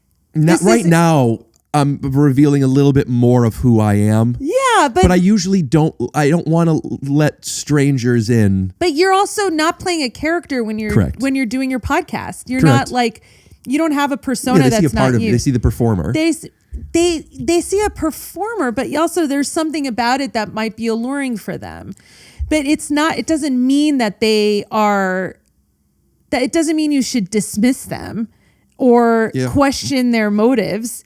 If you find something about them that's appealing based on, let's say you go to their Instagram page and they're presenting a side of themselves to you, that isn't necessarily the full truth, but it's appealing to you, then I don't see any problem in exploring that. Yeah. I also think meet people in things outside of this. Yeah. I think that's, but you have to go out. That's what I'm saying. You have to go outside. That's what I'm saying. I built this podcast during COVID. Yeah. When I literally didn't go outside for a year and a half. I made a living not needing to go anyplace. I know. And except for when I go do shows, which is at night, and then I come home. So that's what I'm saying is like, I've been so focused on writing by myself, filming by myself, leaving to do a show and coming home, where I haven't allowed myself to look at some of those extracurriculars. Not that I have to stop doing these things. No, you don't have to. But like, what do you do? Like, I was trying to think, where would I meet people? And the only thing I want to do that I could think of that I'm not doing is I want to get in a bowling league. And I was thinking I might want to take some dance classes. Well, that's really nice. I love and to that's dance. that's not even to meet other people. That just sounds like fun things to do. It's fun things to do that I know that I have an opportunity to meet people. I'm not doing it to find people. Yeah. It's like, there's like my mom even says, like, you just got to go meet people. And I'm like, where? The longer you get comfortable staying indoors, the harder it is to get out. You have to make the effort to get out, and then it just becomes easier to do it. Yeah. Just being outside, and it's like, if you put so much of an emphasis into, I have to meet somebody, I have to like get out there and meet somebody. If you put that much pressure on yourself, then it's going to get to your head. Well, I never did. Yeah. But I am starting to think that, like, for the past couple of years, and that's what I've just like, I just want to, I just want to start. I just want to. Maybe it's worth getting on more apps. Yeah, I don't know. I also feel like I'm not really ready, but yeah, I am too. Like, I am ready. It sounds like you're ready. I think it might be disrespectful to the next person I start talking to.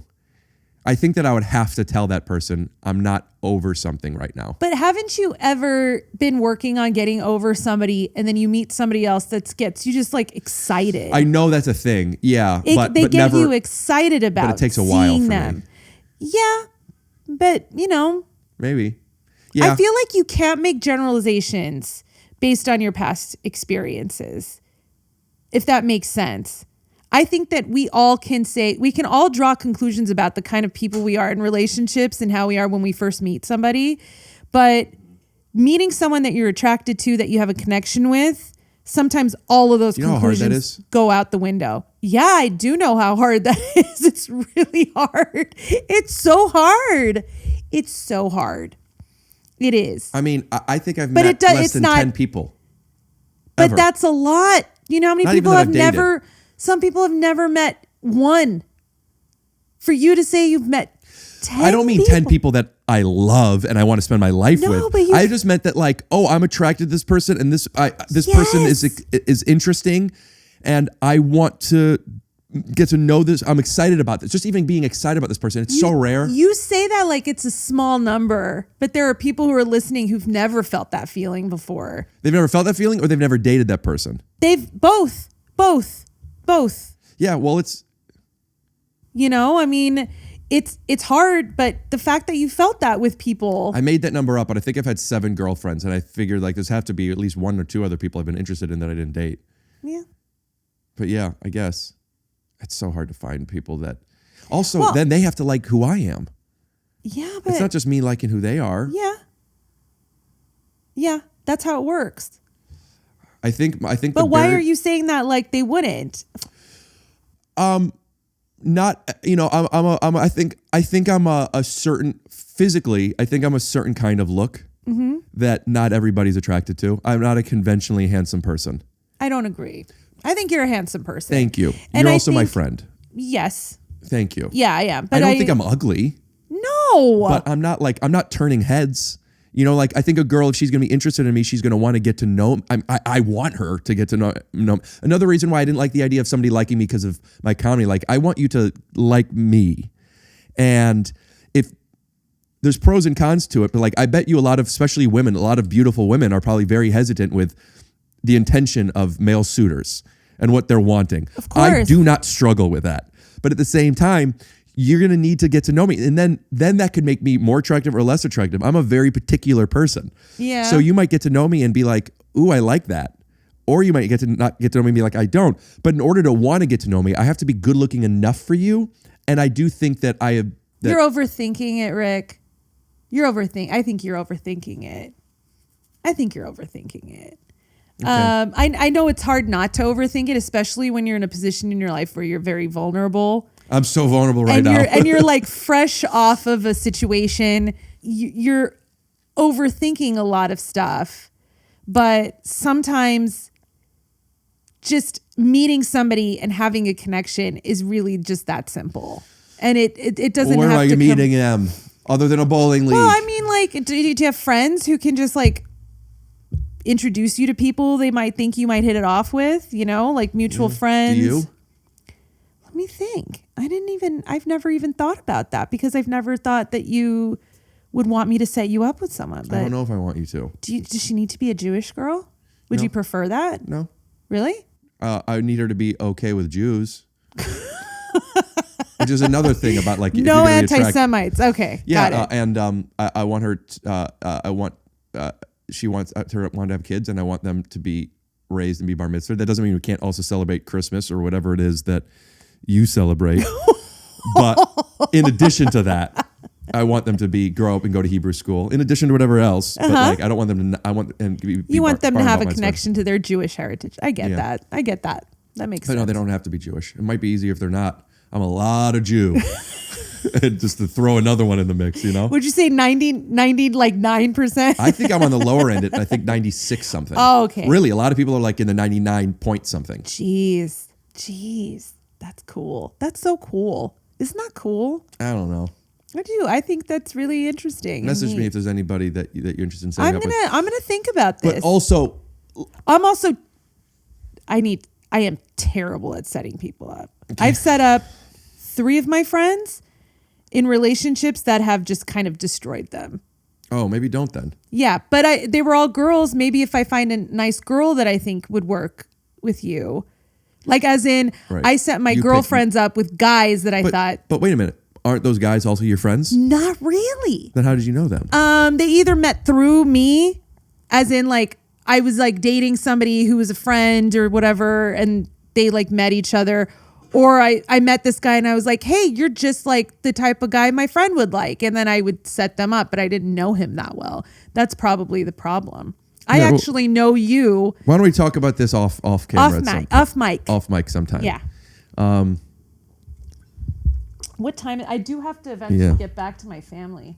Oh my God. Rub it in. My family that gives me unconditional love. Jesus Christ, there's so much work. Oh, I will say I never thought I would get married and have kids. Really? I just didn't see that because I was having such bad luck with guys. I was just like, I don't know if this is going to happen for me. Why do you think you're having bad luck with guys? Because it wasn't this? I don't know what it was. I think I just like kind of gave myself pretty openly to guys. I always kind of wore my emotions on my sleeve, and guys never responded that well to that unless they were also on the same page. Mm-hmm. Maybe I came on too strong. I don't know. I also didn't pick guys who were in it for the long haul. Do you think they were, or you didn't care that they weren't? I didn't care that they weren't. Got it.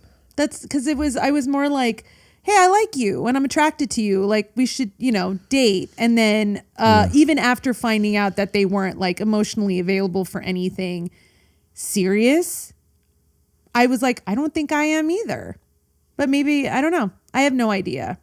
Yeah, I think also everybody gets to a different point where it's master of none. I remember I think it was from that show. They talked about it's not necessarily the right person as much as it's the right time. Yes. And like whoever you're with when it's the right time is the right person. I think there's, Well, Tack and I always talk about if we met each other in our 20s, I don't know if it would have worked. Right. I really don't. I mean, we were just both in such different places. Yeah. You know. And I think people get there at different times. But if you guys met when you were in your 20s, do you think that it wouldn't maybe not have worked because the people that you were at that time weren't necessarily compatible? Or do you think there's another reason? I think I think that he was focusing a lot on music. He was touring a lot. I think that would have bothered me. I think it would have made me a little insecure. Insecure threatened or insecure that you didn't spend enough time with him? That I didn't spend enough time with him. And then I think that I never wanted to like get married and have kids in my 20s. That was just not something I saw myself doing. I think I wanted to like, I wanted to date around. I actually enjoyed that aspect of it. I've never had that. I've heard people say that. I get that. Yeah. If you want to date around, then you should. And I did. Right. And then it got to a point where I was like, this isn't fulfilling for me anymore. Amen. And instead of... Or a woman. And instead of like thinking, okay, I want to find someone and settle down with them, I was like, I just don't want to do that anymore. Yeah. And if that means I don't date anyone anymore, then okay, that's just what it is. That's a Comic-Con. Yeah. Yeah. And Yeah. then I just was like, oh, okay, I like this guy. And How then did he approach you? We just started talking. His friend and my friend knew each other and they ran into each other and he and I started talking. Were you interested right away? I think I found him attractive and then we talked and I found him interesting, but we didn't exchange phone numbers. And then the next day I like stalked him online. On what? On Facebook. And then you said, hey? No, I found his page and he had sent me a friend request months earlier because he's Armenian and he saw the Armenia episode where I went to Armenia with Conan and he sent me a friend request and I just accepted it. So you were stalking him on Facebook but didn't reach out to him. Coincidentally, he messaged you on Facebook. I found his page and I was about to send him a friend request, but he had already sent me one months earlier. And you didn't see it? That I didn't see months it. earlier before you guys even met. Before we ever so when even you met. He didn't tell you, hey, I saw you on this thing. No, he said, hey, you're Sona from the... See, that's But he didn't say I another messaged thing. you. He didn't say I sent you a friend request because he forgot. Because he sent it to me. I never responded. So he just forgot. And then the day after we met at Comic-Con, he just got a notification that I accepted his friend request. And then he sent me a message. And he said the first message that he sent me, how I responded was going to dictate whether or not he thought I was interested in him. Sure. Like if I just responded, hey, that's you're why, gross, but thanks. Maybe you wouldn't be interested. Yeah, that's why I understand what you're saying because I think that if you make yourself even like a public figure in any way, you question people's motives. You're like, why are they interested in me? What is it about me that they find appealing? But I don't think you should dismiss that. I don't think that's grounds for dismissing somebody because I think that there can be somebody out there who's watching this who's just like a really great, really wonderful person who you could be very compatible with and could fulfill everything that you're interested in, who just kind of like shoots her shot and just sends you a message just letting you know she's interested in you. I dated somebody once who I found on Instagram. Yeah. But I messaged this person and they messaged me back and I didn't find out until, I don't remember, weeks into going out with this person that they saw me on a podcast and thought I was really funny and like wanted to get to know me. Yeah. And I'm like, that made me feel really good. Right. Because like, oh, you like something that I do, but that's not necessarily why which she didn't even, I was the one who coincidentally reached out to her. Yeah. But yeah, so I do see like, that's nice because you do want to be liked for what you do also. I just don't want it to feel superficial. I get it. Also, I'll let you go back to your family. If you're still listening to this, thanks. Also, I could post this. You think it's fine? I think this is great. I really do. I know it's hard for you. You make the ultimate decision. This is this is you. You decide ultimately. And if you need to sleep on it, but I really do hope you do post it because I think it's a very unique perspective and side of you, and I think it's beautiful. Maybe we'll make that the cold open. Nothing you want to plug, right? No, I'm not fucking doing anything. Conan O'Brien Needs a Friend. All right. Mondays. Will you stay there so I can take a Polaroid? Of course I can. Theme music. Thanks for letting me talk at you. I love you. I love you. Scoop doo, blabbity blue, scoop dee. Oh yeah.